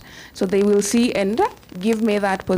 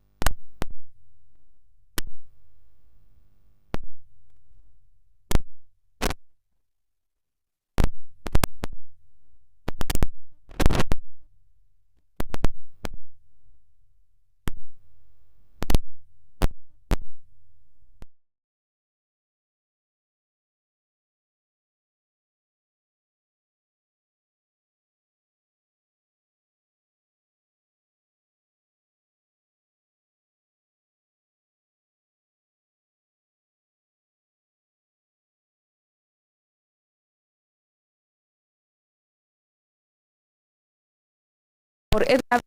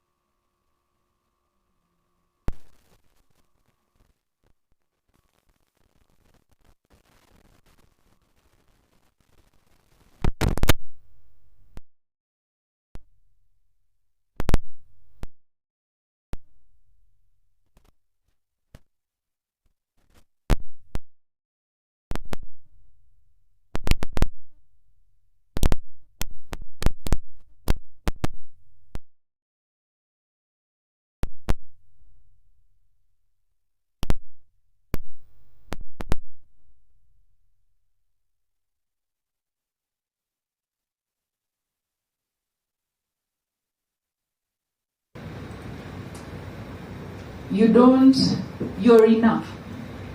You are enough. I am enough as I am. I think we spend so much time just to pick up from where she left off with the invisibility and waiting for people to see, you know. I work so hard, and then you're complaining over there. How come nobody is, you know, nobody is recognizing me, nobody is, And I think as Africans, we learn that humility is a virtue, right? But I think we misrepresent what it means to be humble. Humility actually means having an accurate assessment of yourself. Not too high, not too low. But as Miros, we tend to think humility means, don't be too loud. Don't tell everybody what you've been up to. You're bragging. For me, I've had to redefine humility. Go back to the original meaning of humility and just be able to say, I am enough, yes. Being enough doesn't mean I should be complacent, right? It doesn't mean I shouldn't still be developing myself. But if we stop ourselves from doing things because we are waiting for that perfect moment, perfect qualification, perfect degree, perfect certification, you might die before it happens. Let me be morbid like that, right? You might die before it happens. And maybe the reason why I push so hard now to do things even when I know I'm not ready, right? I recognize that I'm a work in progress. I started teaching about imposter syndrome 2 years ago. I got certified last month, but I started teaching about it 2 years ago. If I had waited, there's women in this town who might still be struggling trying to figure things out, right? But me starting to talk about it meant that other people were also getting the opportunity to talk about it, to learn about it. We didn't need to know everything there is to know about it. We just needed to start to discover that this is a thing, right? And that it is impacting us. And I've had people who email me or they call me and say, hey, you know that time when I attended that class, because I'll do these free webinars. Really changed my life. I'm like, but it was a 1 hour webinar. Yes, because I finally had the language for what I was going through. I finally was able to recognize. So I've learned to, just take the first step. Learn as you go, right? Don't wait for the perfect moment, all the certifications, and no. And this one I want to talk about gender also, right? Good evening, gentlemen. It is good to see you in the room. FYI, you also suffer from imposter syndrome. It is not a gendered thing. It's not just women who suffer from it. But here, the reason I'm bringing gender is that for women, we wait until we're 110% qualified before we put our hand out, you know, before we raise our hand, before we volunteer, before we take opportunities. I know most of you know this statistic. How prepared and qualified do men have to be? Audacity. They just show up. Right? And that is something I say, women, we need to learn from our brothers, right? Just put yourself out there. Again, what's the worst that can happen? You fail. And then? You start over, you learn, right? So yes. I hope I answered your question, because again. You answered my first and my second question. But on just to make sure we emphasize on this, what would you say to someone who is feeling late, who is feeling unqualified, who's feeling like I'm not quite ready to? What's that Nike slogan? Just do it. There you go. Right? Because if we fail, for me, by the way, you know how those two online things, you know, like when you're doing your password reminder, whatever, and then they ask, you know, what's your greatest fear? For the longest time, for me, my greatest fear used to be the fear of failure. And I failed, and failed, and failed, and I'm still here. Kumbe, you can survive failure, right? So it stopped being my greatest fear, right? Now I'm like, I will do it. If I fail, I will learn, right? So you're not too old. You're not too anything, too late. I'm 50.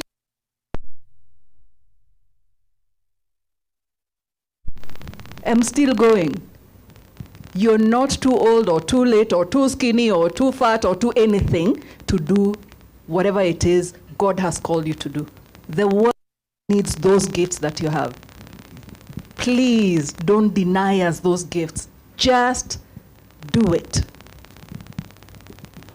Great. And as my friends say, we need to be as audacious as a white old man.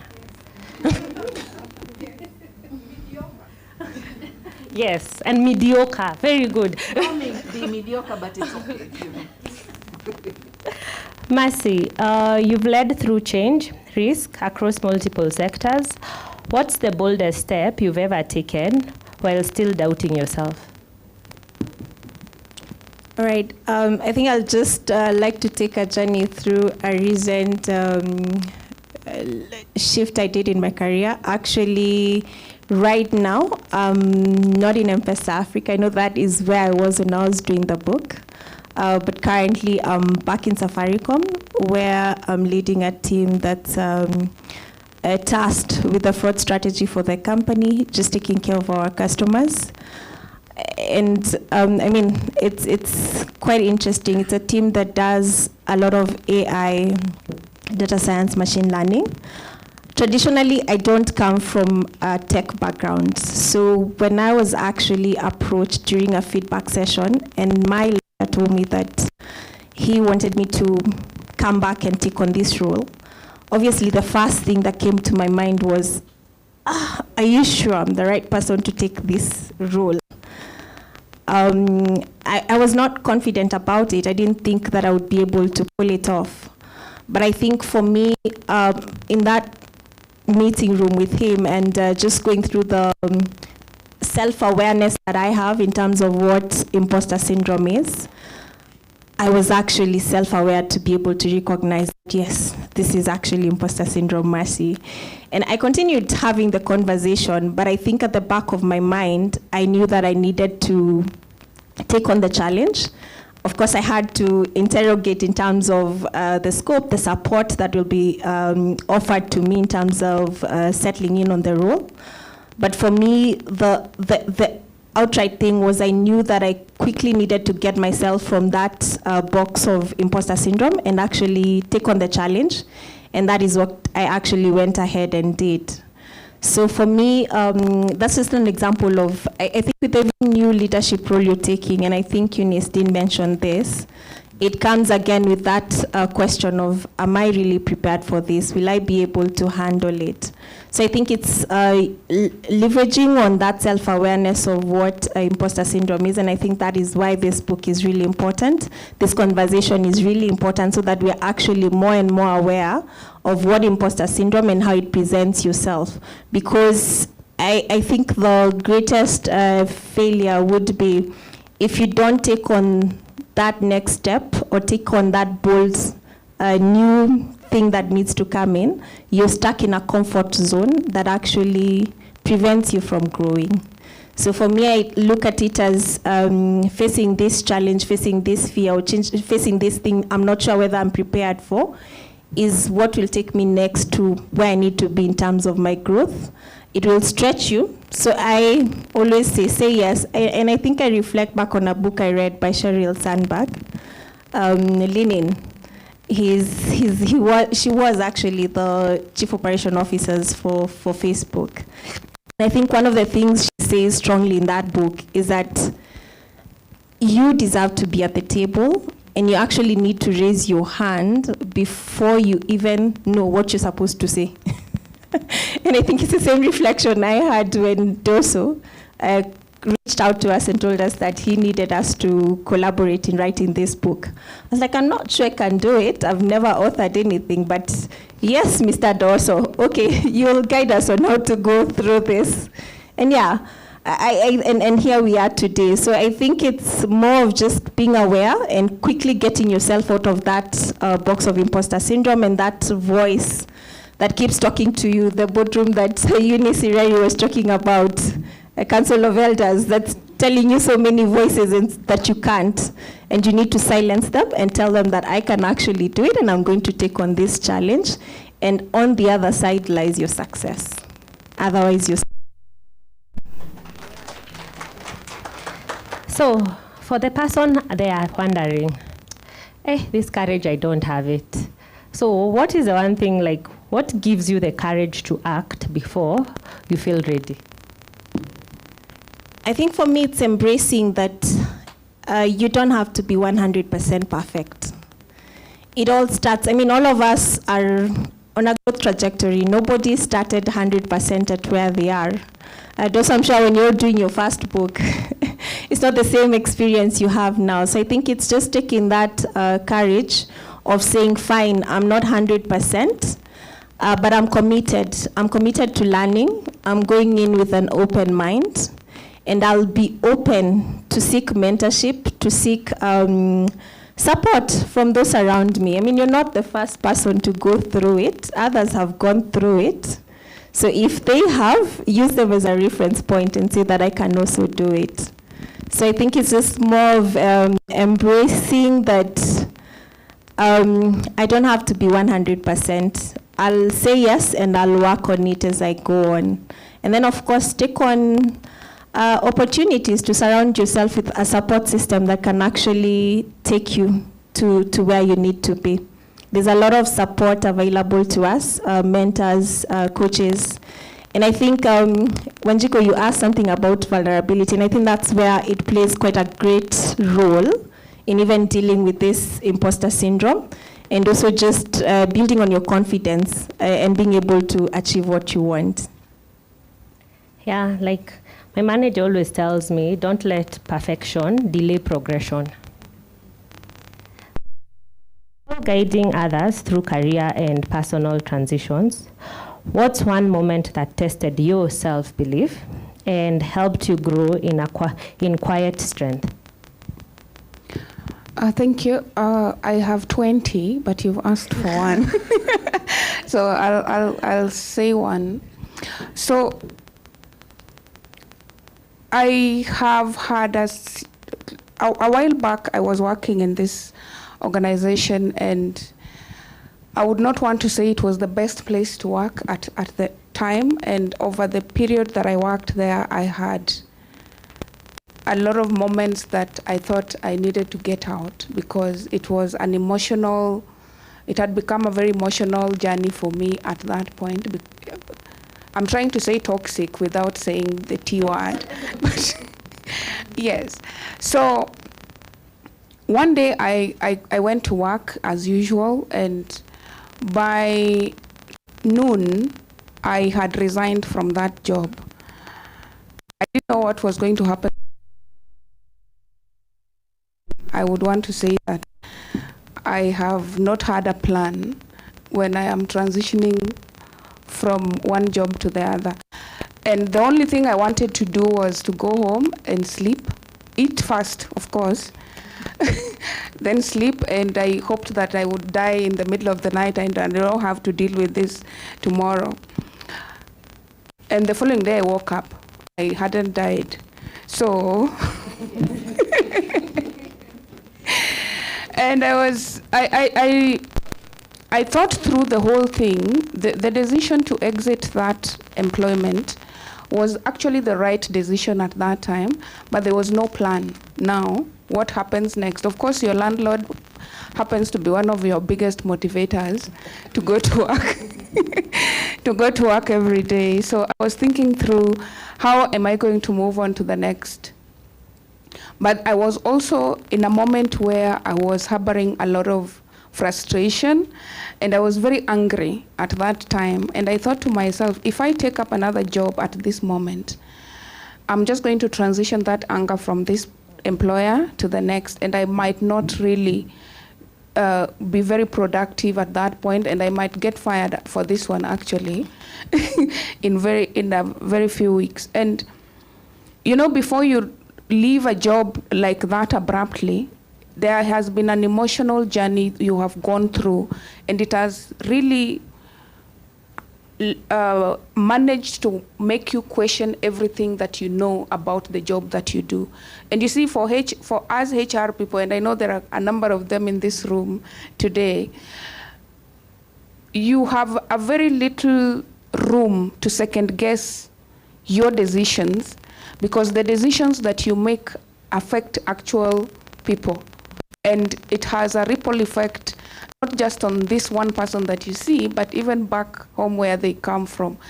And I think that experience left me at a point where I was not very sure whether HR was the right thing that I was supposed to do at that moment. But also it made me doubt my competence as a professional. Long story short, of course I worked through it, and I took the next job, and I want to believe I did my best at that point. But what I'm basically trying to say here is all of us are going to be tested in ways that we did not even imagine you can be tested, and especially on a professional level. Because one thing is, there is always somebody who is better than you. That is a fact. But that does not mean that where you are is how you measure your level of incompetence. You are competent where you are at the moment, and it is now your job to be able to see what you can do to improve on what you already have. But then when it comes to the normal testing and, you know, hizi za kawaida za kukufanya unafikiria hata umeruka akili, those ones will happen. They are very normal phases of life. But then how do you get yourself from that point to the next level so that you can be able to take up the next challenge in a more confident way? And for me, I had to take time away from work. And I said, I am not going to start applying for jobs now. I'll sit back. I stayed a month without ever applying for a job. Then that is when I thought I am now ready to come back and start searching. Christine?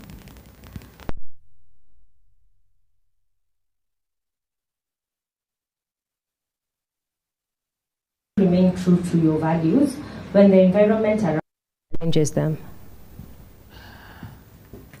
You must be able to know what you stand for. I think that is the starting point. You must know what you stand for. And, you know, in a world where we are dealing with social media and we are dealing with propaganda and everything, all that we see out there seems to be the truth. And every time you start to speak for yourself, there is always going to be somebody what you believe is the right thing that is supposed to be done. So one of the things I how do I say this? I live by knowing that it is my responsibility to do the right thing. And even if the right thing is not the most popular, and as a HR professional, we make very unpopular decisions every single day. But the question is it the right decision, or is it the right thing that needs to be done at that time? And the next thing is, can you live with it? Because once you have the answers to those two, then I think you got to do what you got to do. So understand, first of all, what are these values that you say you, and are you living them, or are you just saying that, you know, the way we put on the website for organizations and we say our core values are integrity, we say honesty and what, and then behind the scenes, that is where the magic happens. All right? So if you can be able to live by the values that you actually claim to possess, then I think, there is very little that can be said to you to be able to change your mind around the things that are important to you. Thank you so much, Anne. So, now there are people here sitting and being like, let me listen to these people. I think they are more advanced than we are, or I am. And to be honest, I have never moderated anything in my life. This is the first time I'm public speaking, and I am terrible at it, but do you all notice? No. So we would like to hear from you guys. And I would like 2 or 3 volunteers who can actually also share their perspective or their stories of what imposter syndrome has cost them or has done to their life and how they have overcome it. And you? Can I volunteer somebody? Yes, please. You know I'm going to volunteer. You know, right? And the reason why I want her to share, I'll even come, is because the story she gave me about some of the ways she has uncovered her own imposter syndrome were quite different from what you might expect. So I am coming to her.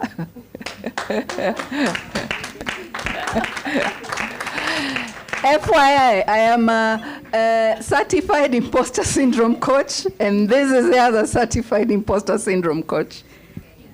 In Kenya. Tell them that story about the award thing. Yeah. That one. Yeah. No. I think they'll hear from here. So my name is Pauline Kiraithe. Yeah. So I was just telling her when I realized that I have imposter syndrome. So you might be thinking along your journey that it's self-doubt. Yeah. But for me, when I realized this is a thing, was the first time I was nominated for a global award. And do you know, I actually interrogated those guys for a month. I asked them questions. Give me your criteria. How did you find me? Eh? And actually, I almost didn't go. It was in India. So I actually almost didn't go. So I scrutinized. I asked them a lot of questions. Then I even told my best friend, imagine, once even it's India, you know, you go to India, that's where they go and harvest organs, Bwana. So if I might land there, they'll take my body parts. Now, who you surround yourself with is very important. My best friend told me, you know what? Book those flights. When they harvest, they'll harvest 2 of us. But we are going for that award. Are we together? So that's for me when I realized this is not just self-doubt. There's something bigger to it. And so I went onto a journey to just discover what this is. And so that period of that first award, what I did is I sat down with myself and I asked myself, why have they nominated you? And so I went back to the things that I have done. And I actually asked myself, actually, Pauline, you deserve this and more. So why are you doubting? Yeah? So you see, we tend to, the first reaction is to doubt. And let me tell you, after I took that first award, it was the game changer for my career. Remember what you're talking about, the cost of imposter syndrome? I was even telling my friend here as we were coming, I've actually calculated the cost of imposter syndrome in my life. Yeah, when I was 35, I was very confident that I could be HR director, but I didn't take up the position. So it delayed for another 3 years. And guess how much it cost me for that delay? That was 14 million Kenya shillings. The thing of just fearing to take the next position. Yeah? So imposter syndrome can cost you a lot. So the quicker you resolve it, the better. Now, I can say confidently that I've accepted 14 global awards so far. Yeah? And I am confident, and I am an author. Yeah? And today I came to support her because this is something that I know very intimately, the real cost of imposter syndrome. Thank you. Oh, and I've just launched a program called She Soars, and I'm actually helping also women to overcome imposter syndrome, and we're actually doing it with her. Thank you. So you see why I wanted her to share, right? You've been given an award and you're hesitating, you're doubting, you're questioning. She used the word interrogator. She was interrogating them. All right. Anyone else? And Pauline Since also, already. She doesn't know I know her, but she also trains teenagers on career guidance, which is very important in today's Gen Zs and university. Anyone else? Hey. The singer. Hi, Frida here. I don't know where to start. For a very long time, I've been one person who always thought that maybe I need to push harder to be recognized. Maybe you need to do just more, just slightly more to be known. And that fear of what will people say, what are people going to say, what will the colleagues, because I've worked in different institutions. Right now I'm not working, I'm self-employed. And I used to have that, I need to push so people can see that I'm there, even when I was working through the banking sector.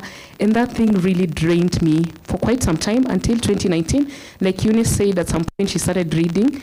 She was one of the person that really encouraged me to start reading. And when I read and I was reading and learning, and people are going through the same thing that I'm going through, what we're calling this imposter syndrome, going through wondering whether are these people going to accept me just the way I am.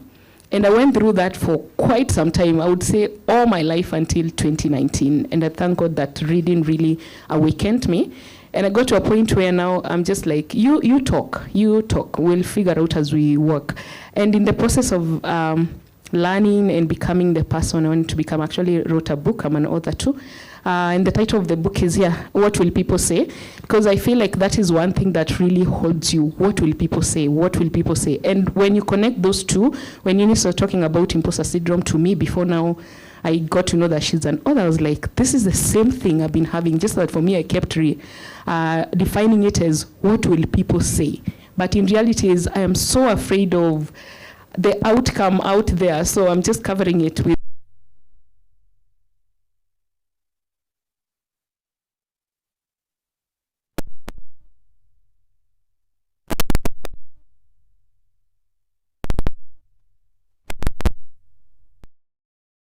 we are not 100%, but somehow I really don't care much of what people say, and I just walk. You figure your way out the way I'm figuring mine. So thank you.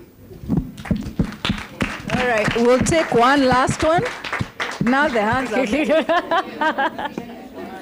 can't go to the same table. I am gender sensitive. Yeah, I just had to be for the gender, right? Good afternoon, everyone. My name is Nelson Oguda, a HR practitioner. I believe this imposter syndrome while I was in this hotel working here. Here. This is where we used to host our staff town halls back then. So I'm currently doing what is called HR analytics.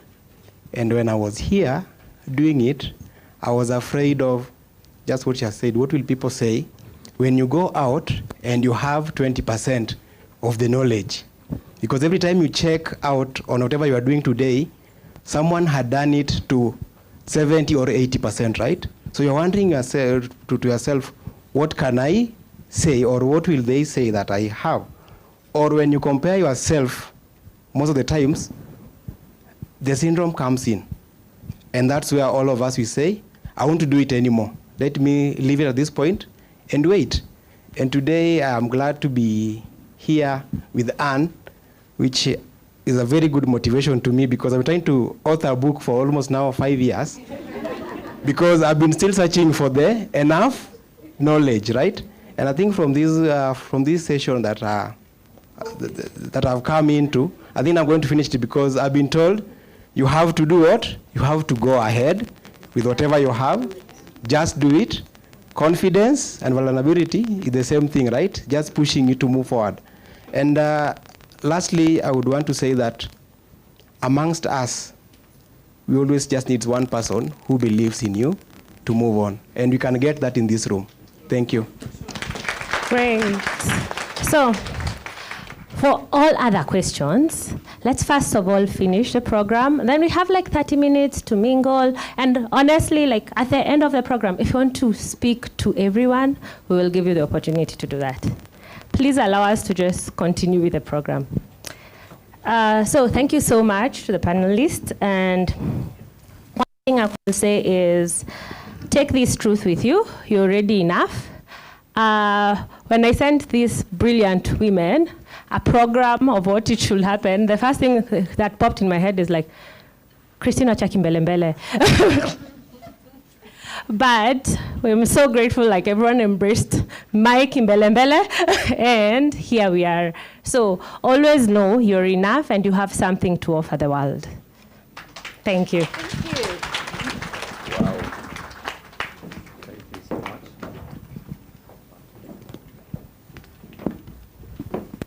Thank you so very much, ladies. That is amazing. Let's give them another powerful round of applause. I will have one of the ushers come help me place this up here, and then maybe we can clear the seats up as we get ready for I like you. That is very good. That is good. And thank you, Christine, for your Kimbelembele.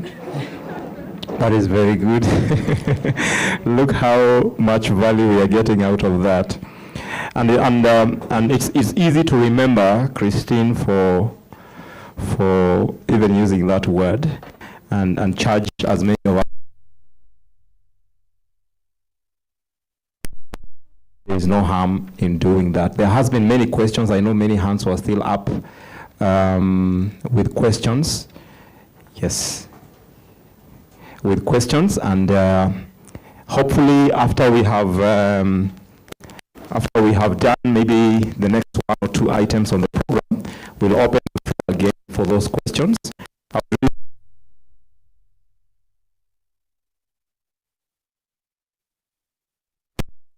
Here to be answered, to know what to do or how to approach certain things. And I think it will be very important. So as Christina said, if you get the opportunity to ask it during the networking session after when we'll be doing autographing and taking photos and networking with each other, then you can go ahead and do that. Or if you get the opportunity when we'll open a short moment for Q.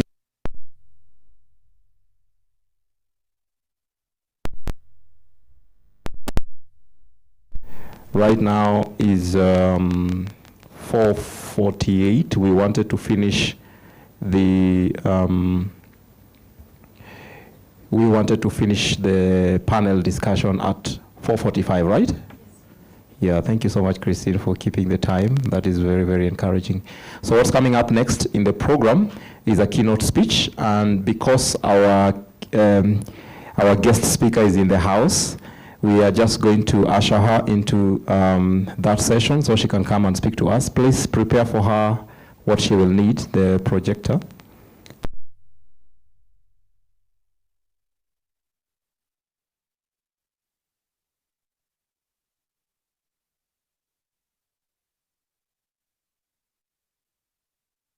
For coming. You know, I've been watching you. Thank you so much for coming. It's such a pleasure to have you here. And thank you, Dr. Faith, for volunteering her, because I was feeling in me she needed to speak, because she does a lot of work in terms of coaching and trading in the areas of leadership and, you know, career guidance, etc., which is very good. So thank you so very much for that. So allow me to just read you a short bio of the speaker that is coming up next, and then I'll bring her to the podium to come and speak to us.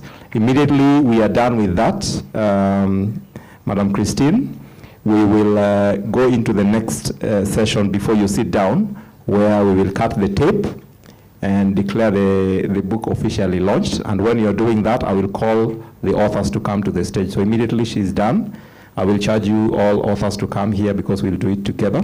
And then after we have cut the tape, we will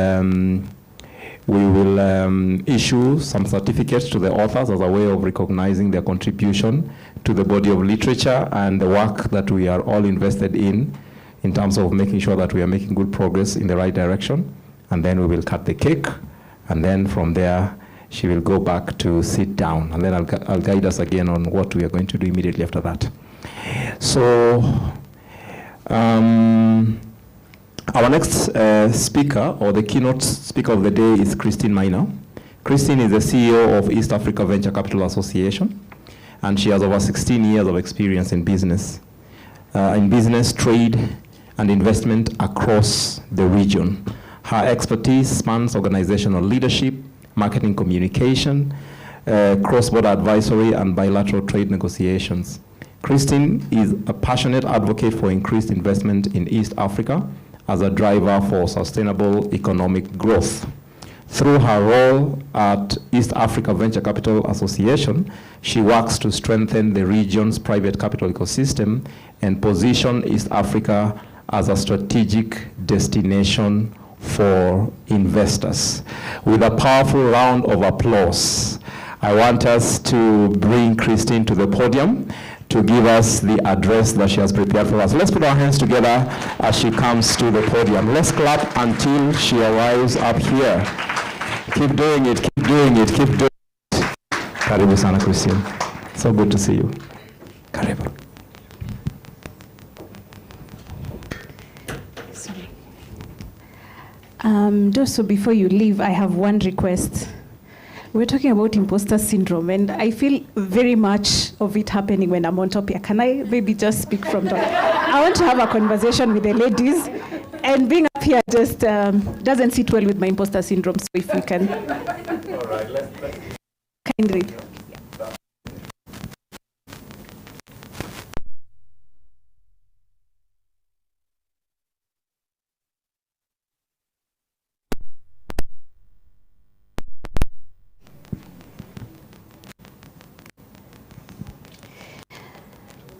Good afternoon.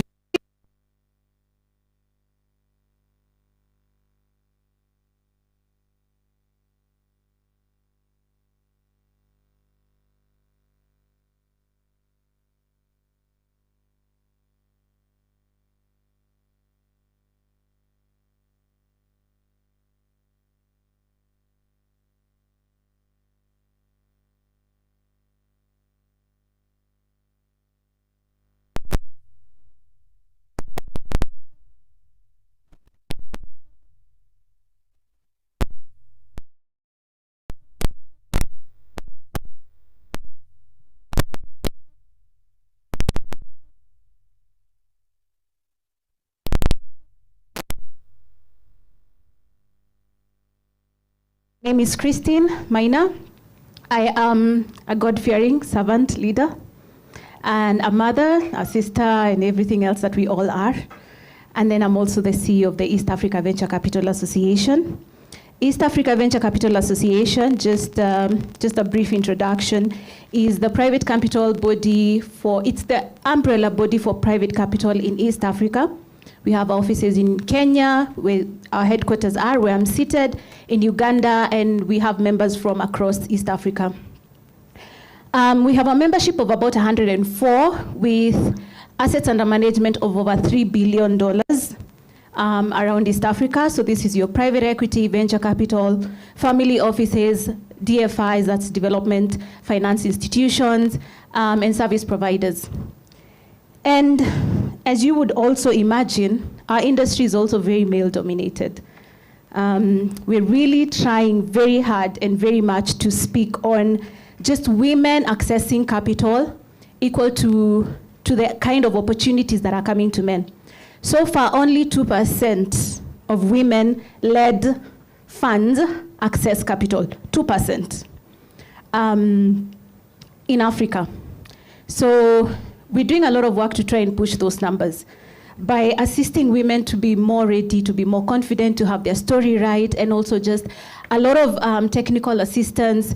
But I just never realized that some of these issues, like what we're discussing today, should actually be addressed in some of the forums that we actually have for these women, yeah? Another introduction of myself is that, and that's why I said the podium should come down, because I feel this should be a conversation. Do not expect a typical keynote where I'm going to be reading from, I hope so that's not what. I'm reading from my speech. I do not have a speech, I have a conversation with all of you. A bit about myself and how I ended up where I am. At about 21, I started a business, right off college, somewhere in the middle.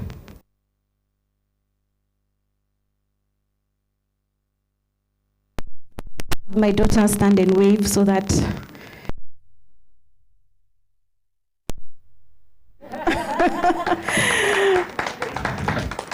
so thanks to this grown woman here, I had to look for opportunities beyond waiting to get a job, internship, and small amounts of money, because I had become a mother and I had to take care of her. And so I was helping my mom with a business, which I'll cut this story short so that I get to the point. And I got an opportunity to start a business. My mother was actually manufacturing juice at a very small scale. So I got an opportunity to do the same, but in a country called South Sudan. They had just signed their peace in 2005-06, so 2 years later I was there. I was at the airport, first time to get on a plane, with bottles, and every raw material that I needed for a small juice manufacturing that I was doing in Nairobi with my mom. And the reason why we took it there was because we were fighting with other bigger companies here. You get to a supermarket and then pushed out the yeah. And so we were not able to compete with them. But my friend told me, do you know this juice you're selling here at, say for example, 50 bob? In Juba, it's going to be 150.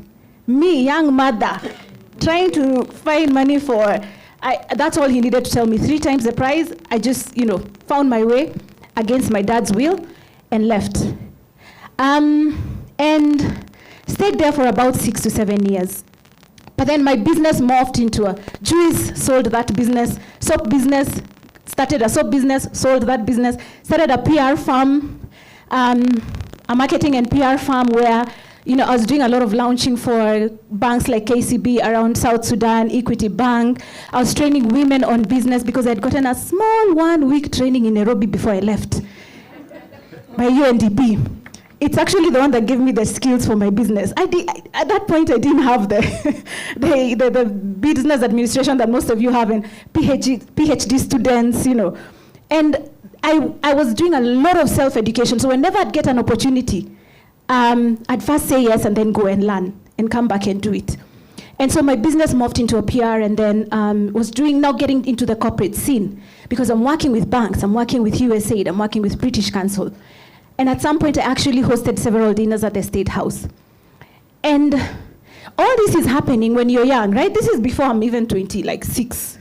So all this is happening, but my mind is not telling me, you should be afraid, you should stop, you should. For some reason, I was so driven, I never realized or looked around me and realized that I'm moving fast, or I'm in spaces where I'm probably not supposed to be. I wasn't prepared. I don't have the who's who, because nobody really knew me. I only had one family friend in South Sudan, literally. But of course, because I was, my skin color was quite noticeable. So when I arrived in Juba, a lot of people knew that there's a Kenyan lady who's arrived. Back then, we were very few.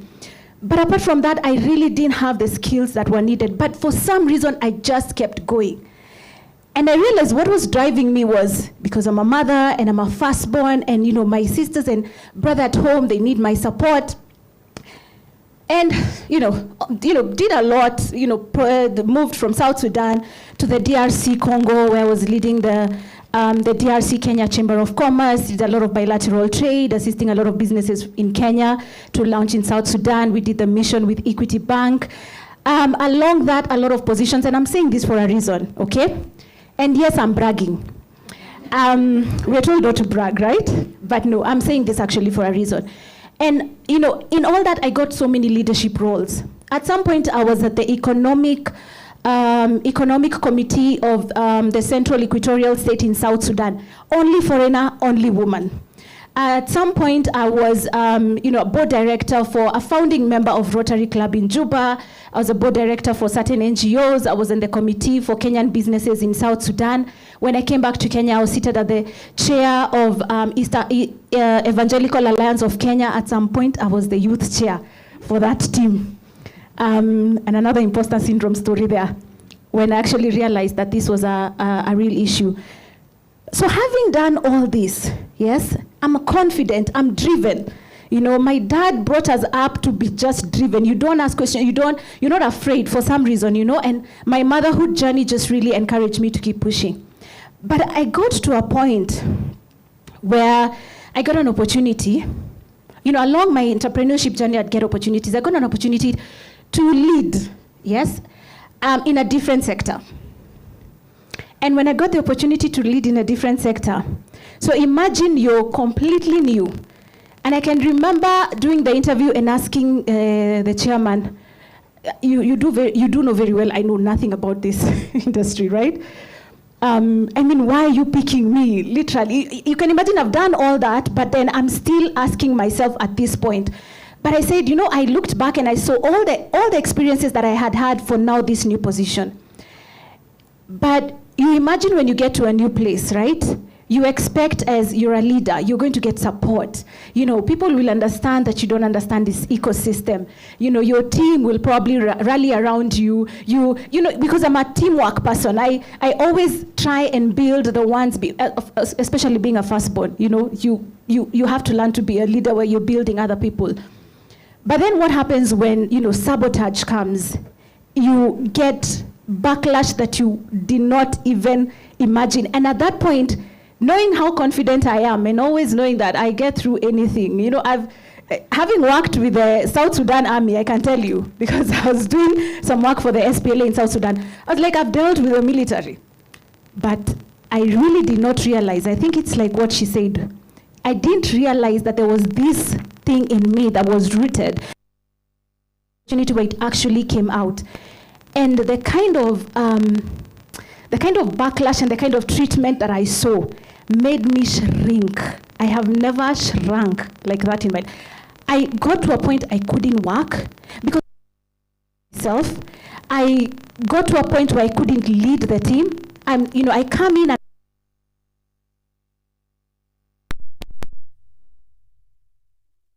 my vision was this small.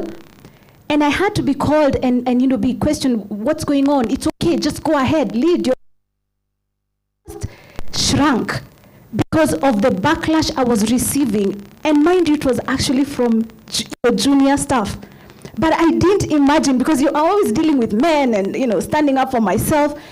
I never really thought that I would get to a point where I don't have any more confidence. I'm second guessing myself. I'm self-doubting myself. Even when I speak in front of people, you could hear it,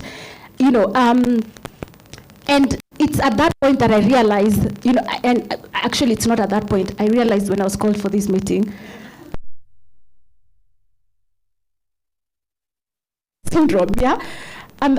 Because I didn't imagine, it felt like I got into a hole that I could not climb out. And I'm like, but I'm confident, but I know these things. I've done these things before. How am I not being able to do it now, here? But I can tell you something. For me, personally, my faith really plays a key role. Because sometimes some things are completely beyond you. Like totally, completely beyond you. You do have the knowledge, you have the skills, you have the experience. Why are you shrinking away? What's going on? And I had to go back to the source.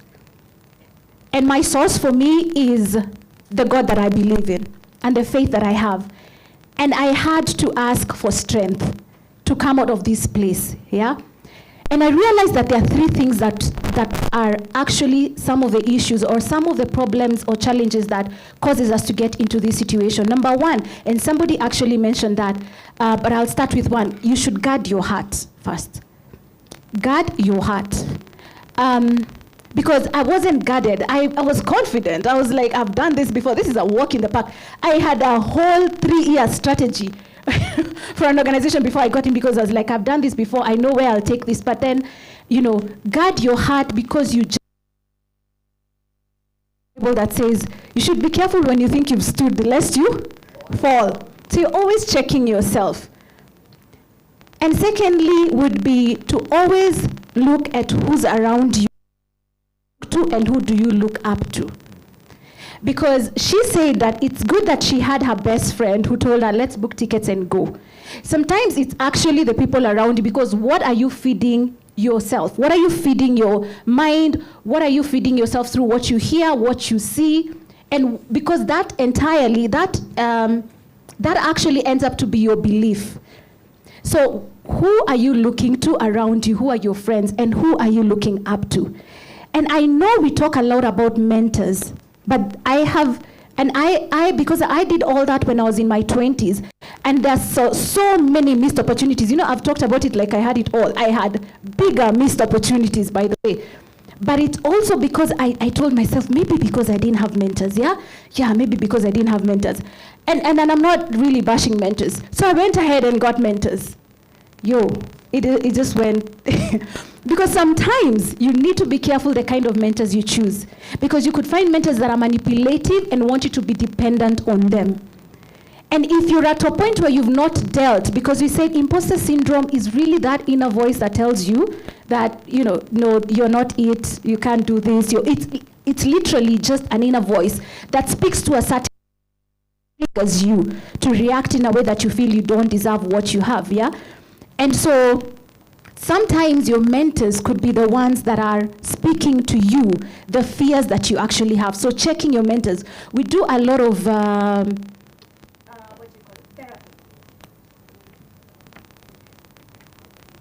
Being millennials, maybe for the millennials in the house. Yes. Millennials are doing a lot of therapy. Yes. Very much encouraged, because that's how we're dealing with 844 trauma. Having been, sometimes your therapists, by the way, they're also in business, right? It could just be the stuff that they're speaking to that keeps you in that hole. So, you need help, you need mentors, but check who you're listening to and who's feeding into your life. And third, it's never that serious. It's really never that. Take it easy. So you're rushing through life, trying to overcome, us over preparing ourselves, dealing with boardrooms. We are here because we're so committed. We're here trying to learn how to overcome our imposter syndrome. We're in another session trying to find out how, women building confidence. All these things that we attend, and we're doing all these things. Sometimes just take it easy. You will not die. Who said that? We will not die. You have made it this far. So just take it easy. Take it easy on yourself. It's really never that serious. So whatever you can take in. Whatever you can't, it is fine. You've done your best. You've given your best. There's really no more you can do beyond yourself, right? The rest you can leave to your maker. But whatever you've done is probably just enough. And that's just how I got to where I was. And I was able to get off that hole and realize that I was listening to the people around me. I was looking up to mentors who were not feeding me the right information. And I was also too hard on myself. I was really too hard on myself. And what I picked from the book before I close was, how many of us have picked out who they are on the types of imposter syndrome? Yeah? Perfectionist, superhero, expert. I think I'm like 1, 2, 3. I'm like 3 out of 5. I mean, I literally read all this, and I was appearing in most of these types. But the one that actually stood up for me was the expert, where I feel like a fraud unless I know everything. You see, all the jobs that I did, self-taught myself, I got to a point I told myself, I know a lot. So if I end up in a space where I do not know, I panic. So I feel like when you don't have all the answers, you assume you're not qualified.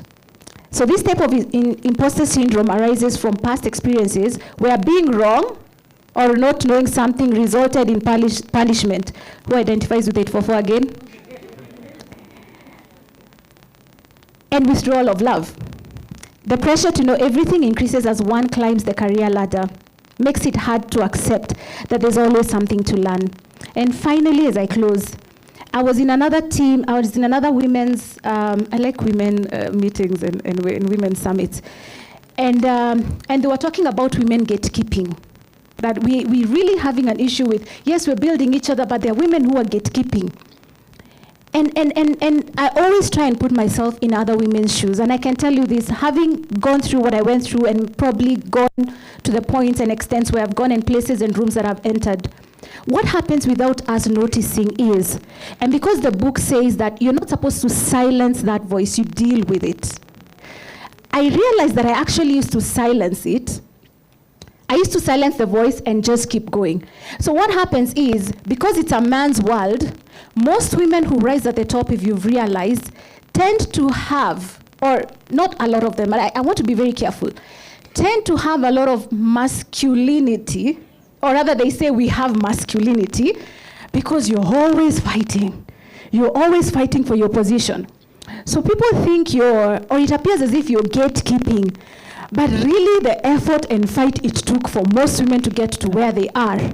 Like, you work twice as hard, 3 times for some, to get to the same place your colleagues are at. And when you're there, you're still working twice as hard. But I realized that I've done that most of my life, because I'm always in. I forgot this. Maybe to just show some of the slides. Oh, this is not clear. So I'm always in, is it clear? Oh, okay.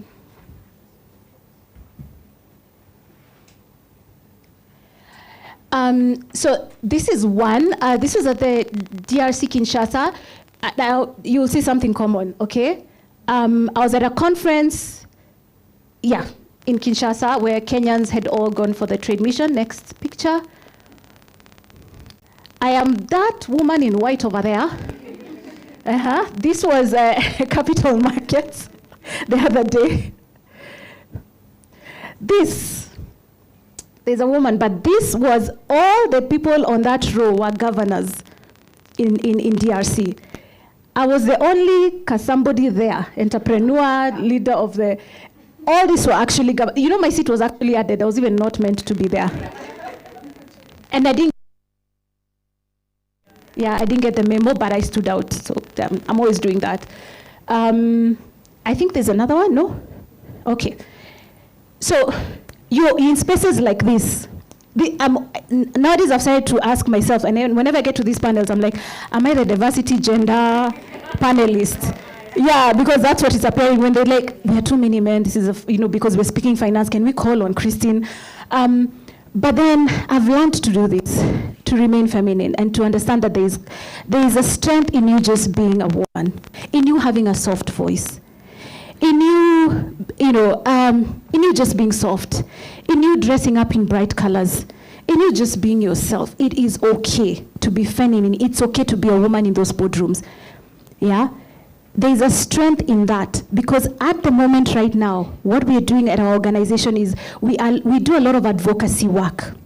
And a lot of the advocacy work is meeting government agencies, and I'm always in those when the finance bill presenting to the parliamentary committee, and we're always saying reject before our Gen Zs go and reject on the road. So we're always like lobbying for for better business environment for our capital providers. But always to remind myself that even in places like that, especially right now, what they actually decided was we don't need the kind of advocacy we've been doing. We actually need something called soft policy, soft power. Somebody literally said in the board meeting that we need that is what we actually need with our government right now. And you know what that calls for? A woman to go and speak with her nice soft voice and speak to one person and speak to the other and make them see and make them understand, and not come in forcefully, because that hasn't worked in the past. So we are having a new approach. So there are many advantages to your softness, to your femininity, to your approach, to your bright colors that you're wearing today. And I want to just encourage you that, and for some of us who've not realized, I'm hoping that some of us who didn't actually realize that this was an issue, that you now know that it is okay. Don't dial down that voice, just go through it. And when we work together, like with what we're doing right now in this meeting, and I thank Zion for putting this together. You don't have to walk through this alone. At least I didn't even know, if I knew this before, I would have really overcome this a long time ago. We have supporters who are supporting women in these spaces. And so with that, I thank you so much for this opportunity. I'm sorry my keynote was not as keynote-y as it should have been, but I hope that inspired you, and thank you so much. Let's give her a round of applause. Thank you so much, Christine. Don't sit down yet. Don't sit down yet. And thanks for coming. Thanks for saying yes. Look how much life you brought to the conversation today. Don't you all love her? She's lovely, right? Yes, thank you. And God has given you so much grace. Those images are speaking volumes. So thank you so very much. Now, what we're about to do now, I want us to declare this book officially launched. And then we will cut the cake. But before we do that, we have some certificates here that we want to give to the ladies who have contributed to this book as a way of appreciating their contribution. Because I'm telling you the truth, 100 years from now, somebody will be reading this book, because books don't die. These books will outlive us. They will come and see what we were doing in our time. It's a very powerful way of building legacy.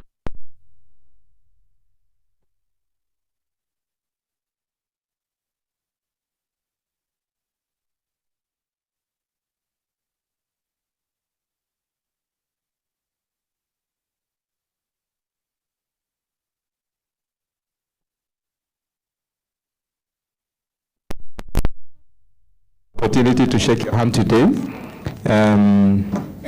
We're about to give these certificates to the ladies as a way of appreciating them for the work that they have.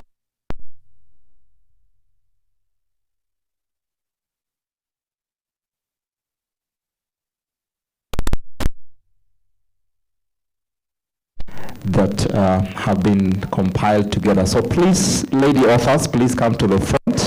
We are about to celebrate you with these certificates. Pauline, thank you. Thanks for coming.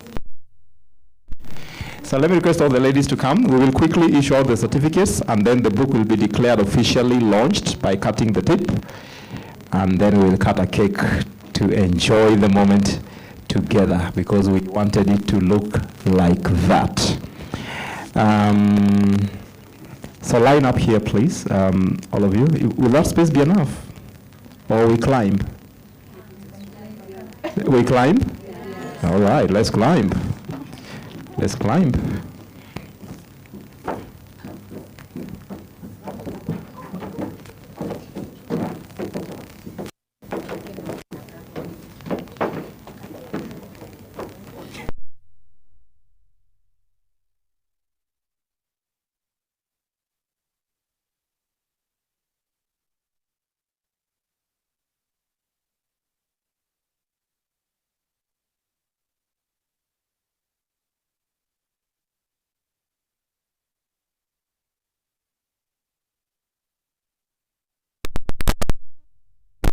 Yes, so the first one here is Anne Wamonje. Anne Wamonje. Position nicely so that the photos can be taken.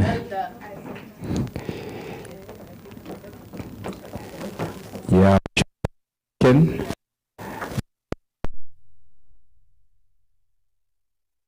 For your contribution to this.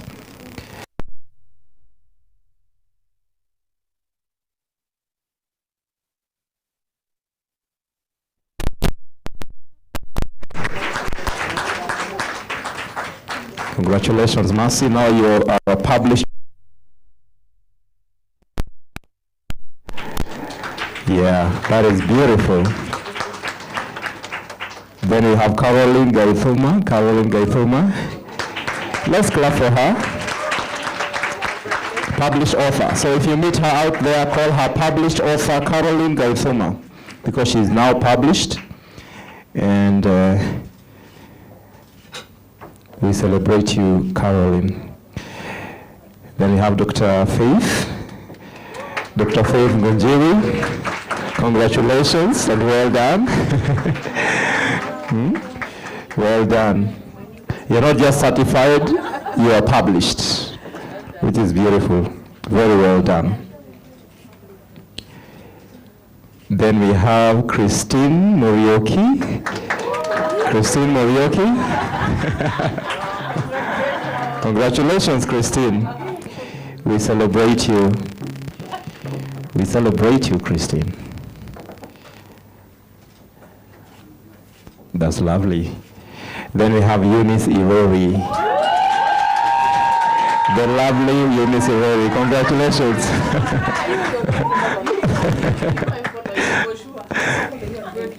Yes.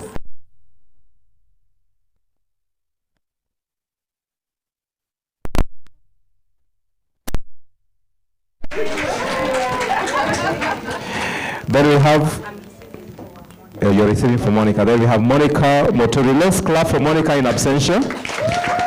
She's one of the ladies. She was not able to come, but of course you.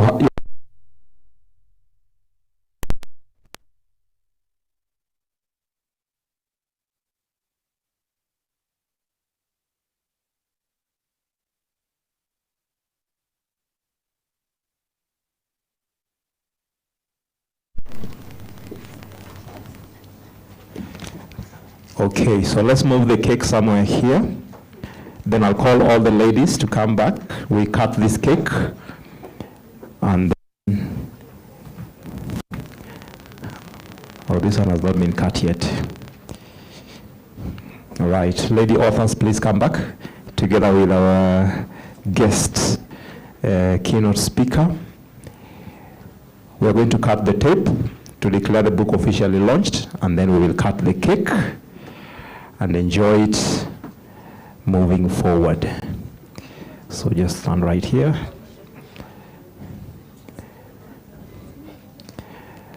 So Christine, you will hold this. I want you to cut that tape to signify the official release and launching of the book. So while she's doing that, let's give a round of applause. Yes, now that indicates that the book is officially declared. The book is declared officially launched. Thank you so very much. Congratulations, ladies. We are glad. Now let's cut this cake. So how we will do it, all of you will hold the knife. I would prefer all of you to participate. And then I'll have the cake cut. All right, let's go. Can we have some music? Can we have some music as we celebrate this? A round of applause as we do that. Wow, this is lovely. This is lovely. Thank you so very much. Let's have the ushers come and help with the serving. Let's have the cake served as we continue. Let's have some music playing. We are enjoying the cake. The ushers are serving and the music is playing softly in the background. I will allow for the questions that had not been asked to be asked and then I will alert all the authors to be ready. So if you have a question for any of the authors, you will just point it to them specifically, and then they will be able to answer you. So while the cake is being served, that's what you're going to be doing. And then let's have some soft music playing in the background. So let's have those hands that were lifted before. And then one of the ushers can help you with this microphone. Let's have this. Can help me deliver the microphone there at the back. And check if the battery is on, because some of them are misbehaving. Yeah, there is a hand there, and then there are some 3 hands behind there. There is 1 hand over here. So let's pass the microphones. Let's start with this. Let's start with this question. This table, please. Please go ahead and ask. Actually, it's not a question. Yes. I just wanted to changia. First of all, the FOMO is real. I had been invited to be an author. So it's very costly. Imposter syndrome is very costly. So please make sure the next one, Nikondani. I just wanted to respond to just some of the things I was picking up. I'm an executive coach. My name is Sianoi, and I work with women to thrive in their careers and whatever else they want to thrive in. Faith and I have a podcast. It's called Two Coaches in a Room. It's for women over 40. Wow. So some of the things that just came out, as I listened to all of them, I just want to pose a few more thoughts. 12 years ago, I had a pretty senior role. I became director at 40. I turned 40 and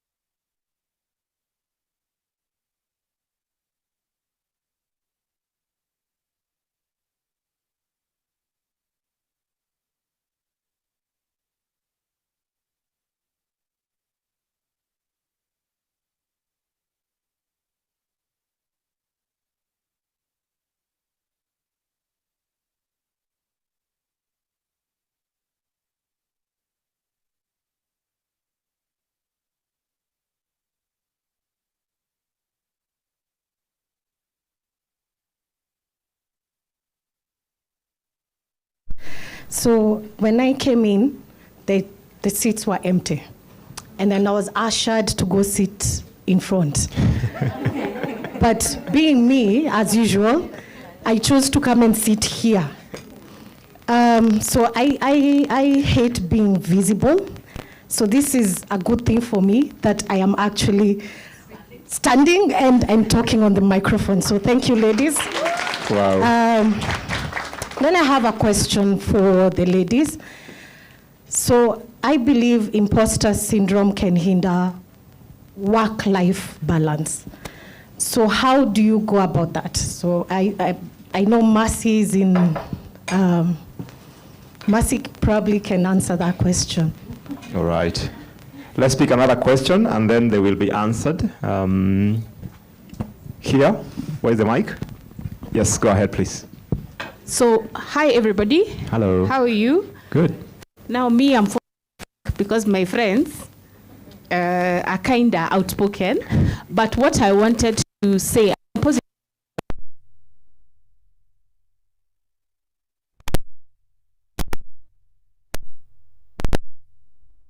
been repeated by quite a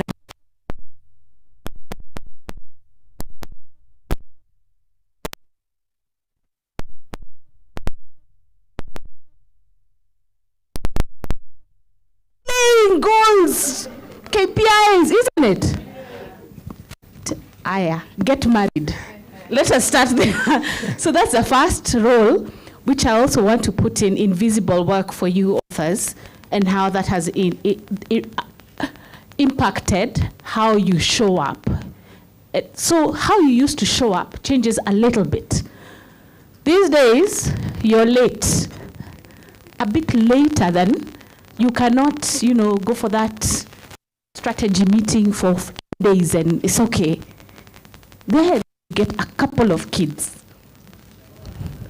How many know you can leave the house earlier than everybody else and still reach work late because of kids? Yeah? So,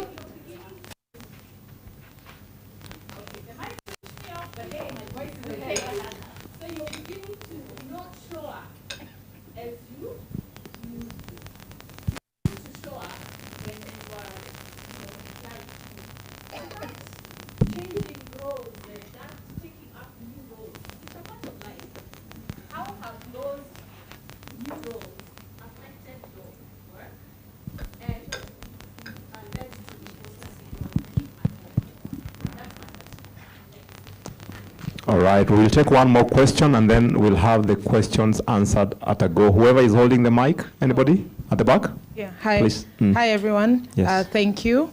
My name is Diana. It is a question, but also some sort of encouragement, because I see very young girls here. So probably I'd just like to know, because usually it's a stereotype, yes, but I have experienced it and I'm sure so many others have too.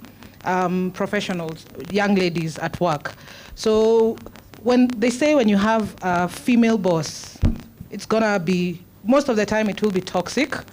She will be toxic. And again, it is a stereotype, but I have experienced it. And when I did, it shook me, sort of gave me some imposter syndrome at the time, because she used to say so much that got to my head. And I know I'm capable, I know all these things. So how can we navigate situations like those? And this came about the keynote speaker when she was talking about when women are in top leadership, then they become very masculine. But sometimes it's just, oh well. So how do we navigate that at the workplace? Okay, I'll have those three questions answered. One was directed to Mercy. The other two are open, and I think something has been mentioned about what you said. Maybe you can give a comment to the question, how do you navigate that new reality that happens? So, Mercy, if you have the mic, please. You asked a very real question.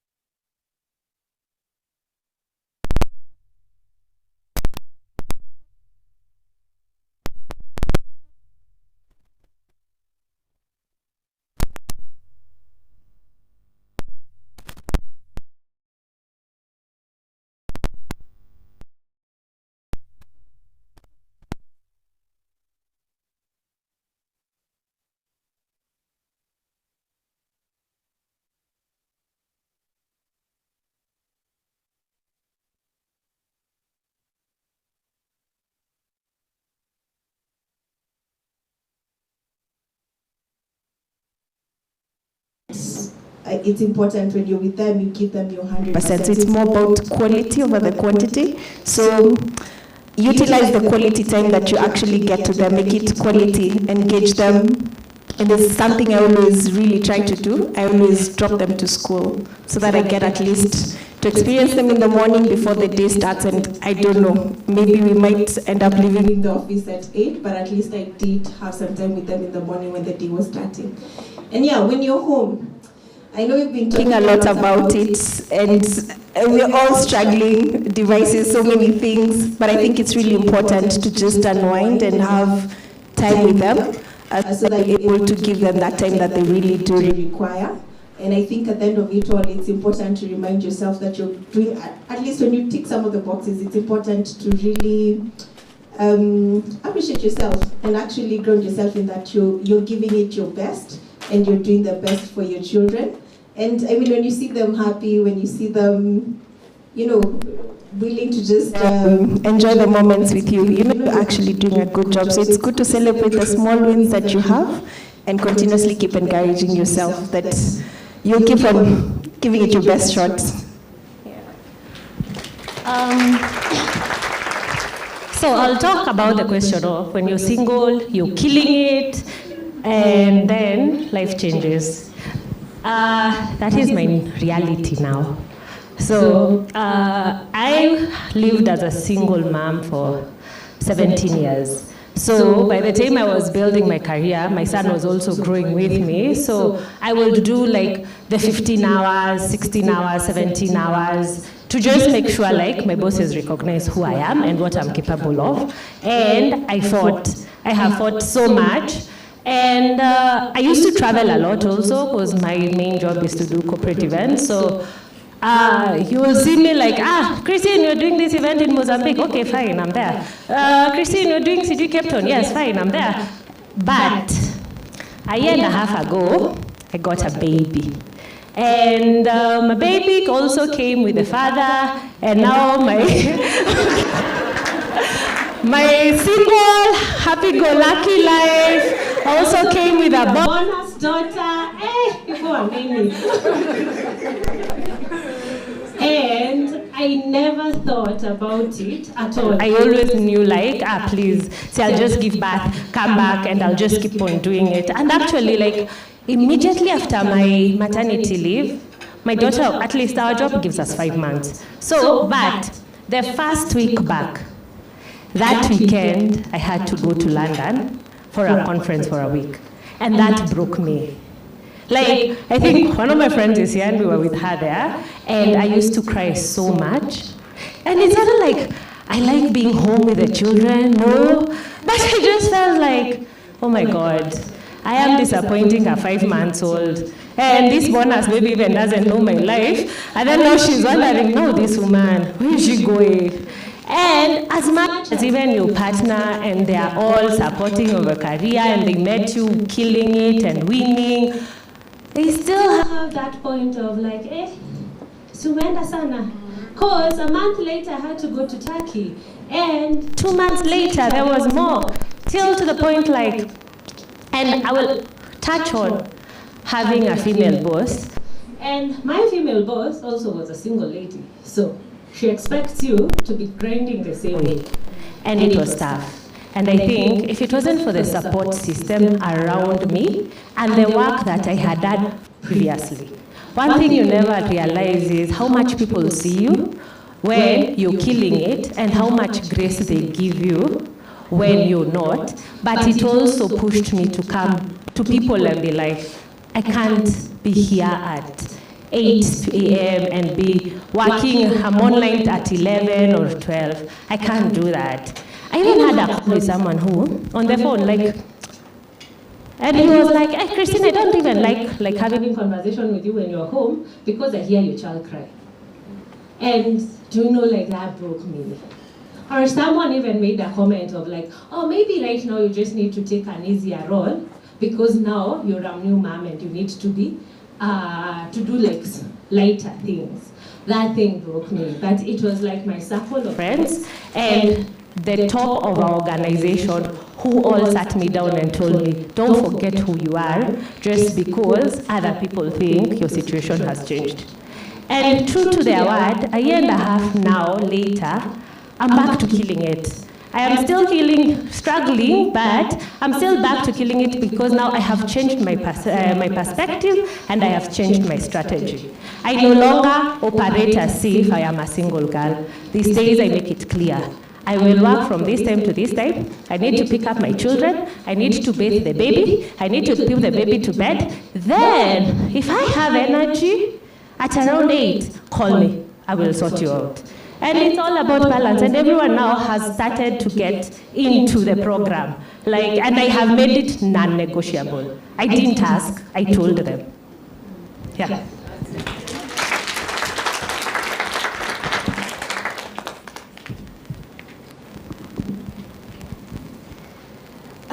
So concerning the having a female boss, right? I am someone's female boss. I'd like to know what they say in their meetings.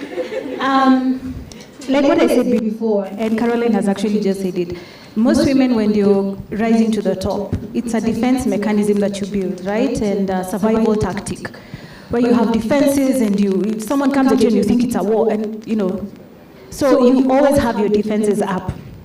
But what I've learned, and I always tell my daughter Ashley here, you cannot change others, and sometimes you can't change the situation, but you can change your own perspective.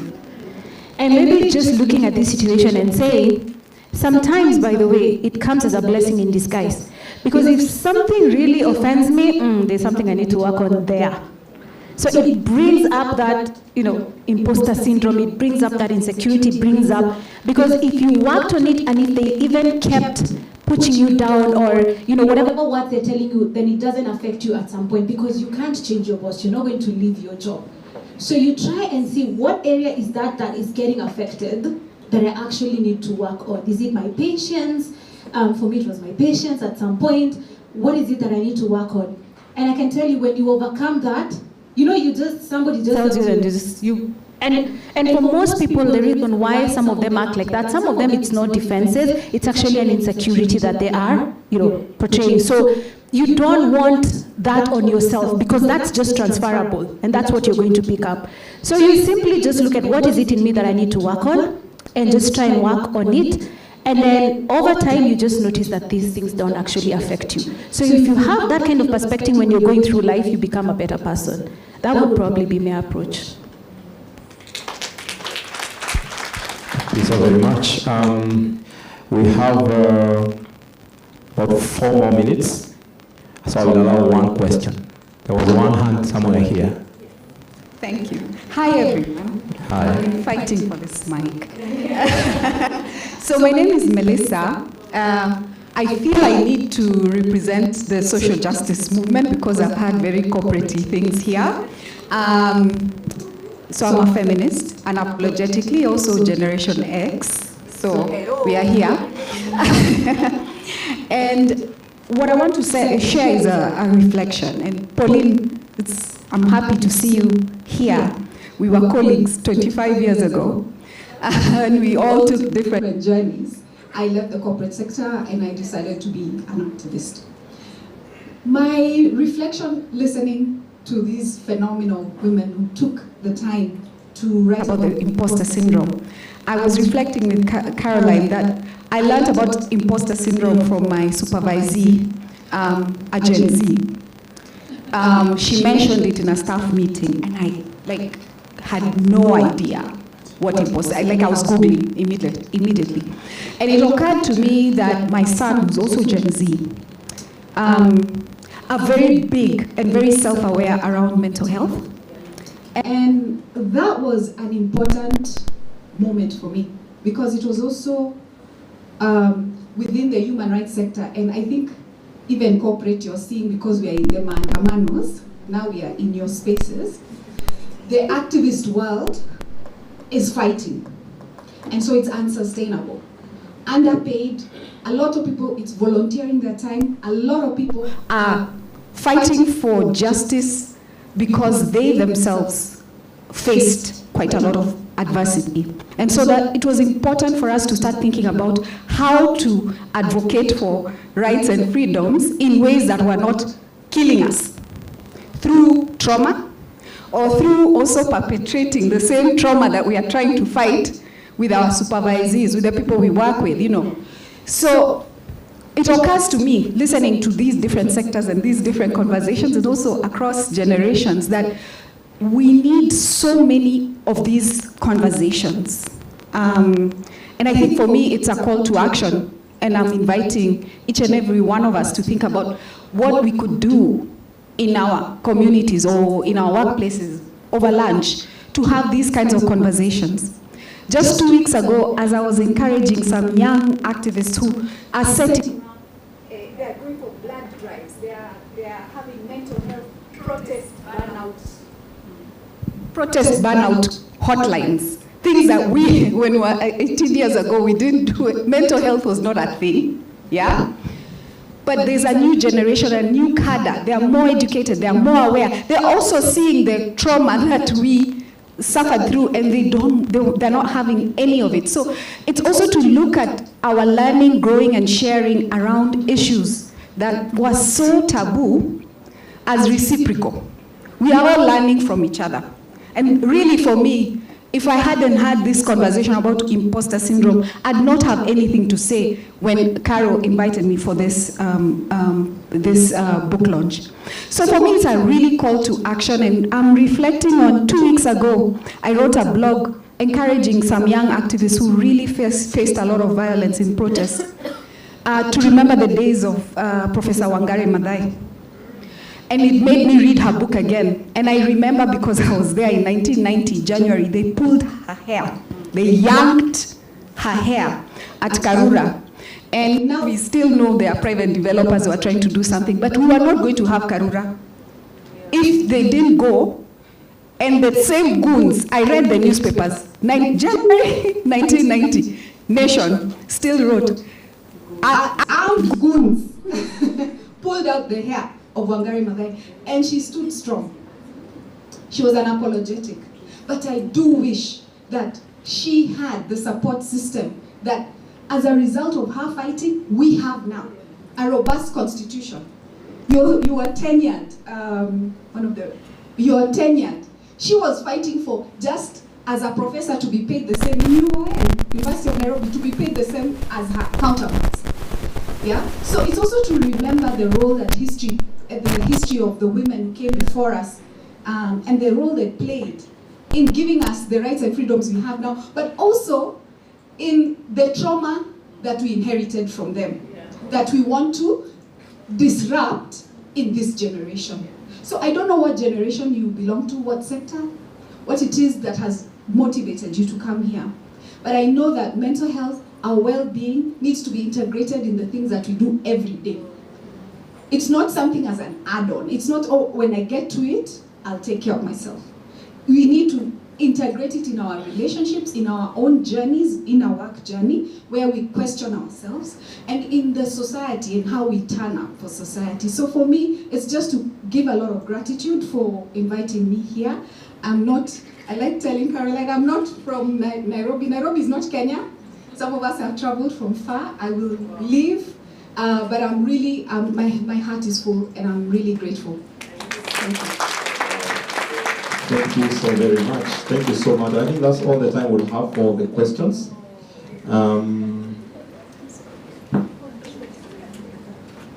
You're feeling bad? Let's give her an opportunity to ask you. The only one hand remaining. I'll give you a minute to ask your question. If you can make it very quick. Please give her the microphone to ask her question real quick. Then we can close that session. Thank you. Hi, my name is Daisy Keter, and I'm a personal branding consultant, and I am actually standing here, and I am a product of the women who have held my hand up until this point. And I think even when I raised my hand, I just wanted to add on to what she said, which is I've come to realize maybe they sell to us this lie that men don't support women. And I don't think it's women themselves who say it, because just recently a gentleman said it to me. And they said, unajua nyinyi wasichana, or he said, nyinyi wa mama mnapenda ku fight na ku, to trample on each other. And I remember reflecting and saying, actually, no, that has not been my experience. And even with the women in my spheres of influence, that has not been their experience as well. So what I'd want to say first is to appreciate all these amazing, lovely women that are seated here. And those of us who've gone ahead, and for creating the path and the way for us who are upcoming. and for being patient with us young women, and to also say maybe we should rewrite that story and that script that women don't support women, because truly vitu kwa ground is is very different. And yeah, that's what I'd like to say. And with regard to imposter syndrome, I actually remember Eunice brought me in to work on her brand, and I remember asking her, Eunice, me? But you can see other people who've gone ahead, and to me, I perceived were doing much better. And I asked her, there's this and this and this person, and you chose to work with me? Really? And I remember she laughed and said, Daisy, hauko sawa. So just to say thank you, Eunice, and thank you to the amazing women who really, opened their arms and just held us through this journey. And yeah, just say thank you for walking the journey with us. And for the young women, that we also open up, opportunities to those who are coming behind, so that women will continue uplifting and supporting each other and rewriting the story. Thank you. Wow, thank you so very much, Daisy, and thanks for your sentiments. Now we are coming close to the end of the program. I want all the authors to come and stand right here with me, and I want us to appreciate them one more time for bringing us together in this meeting today, and for being bold and courageous to share their insights and their thoughts in that book that has now been declared officially released. So please, let's clear the place. I'll have the authors come here. We celebrate them one more time, then we take a photo together with them, and then I will release them to take their seats and begin to autograph books. And while they're autographing books, we will be breaking for the refreshments. They've been out there for the first few minutes, and I want us to just go and partake of that as we bring the meeting to a close. So all lady authors, please come stand together with me here. I want us to take a beautiful photo with you all, together with our guest.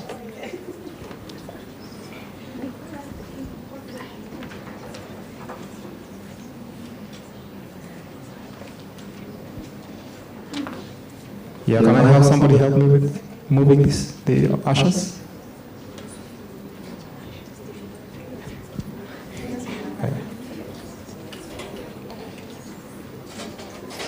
Okay, so I want us to give these people a very powerful round of appreciative applause and congratulations for the work that they have done. Let's do it now. Come on.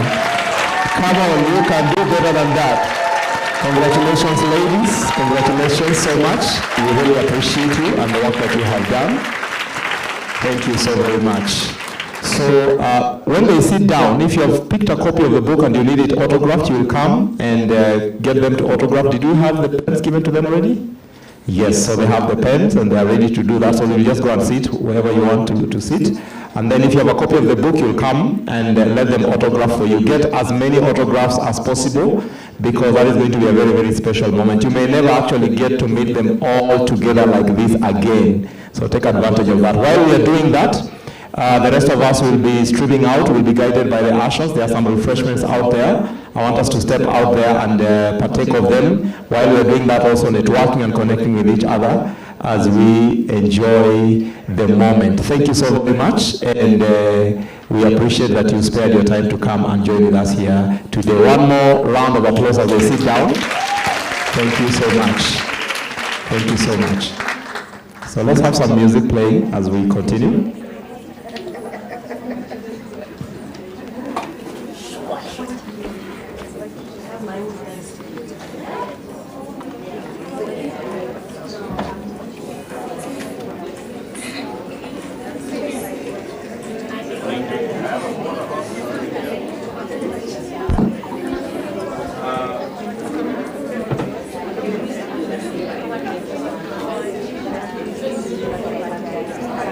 I have an announcement to make for a lost item. If you have come across a bracelet, what color was that? Was it gold?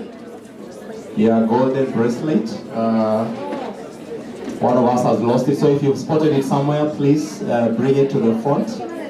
We will really appreciate it. If you have copies of the book, please find one of the authors or all of the authors to autograph for you. Otherwise, we can step out and enjoy the refreshments while we are networking and connecting. Once again, thank you so very much for coming. Thank you so very much for sparing your time. We appreciate you, and we celebrate the fact that you came to celebrate together with us. The authors are seated right in front here. If you need to connect with them, if you need your books to be autographed, please feel free to walk to them. They will autograph for you.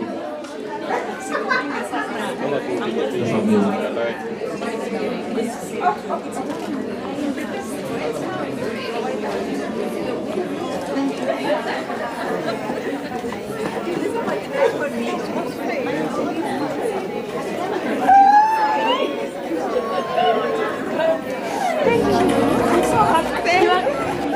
amazing. You know, how have I underestimated you? I mean, you know, how have I underestimated you?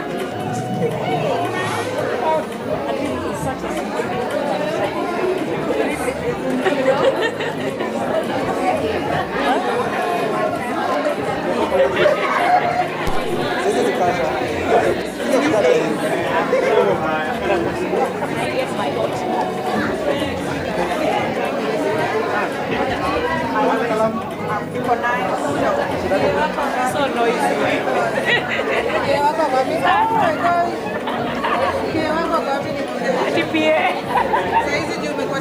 Imagine that's what I've been telling her.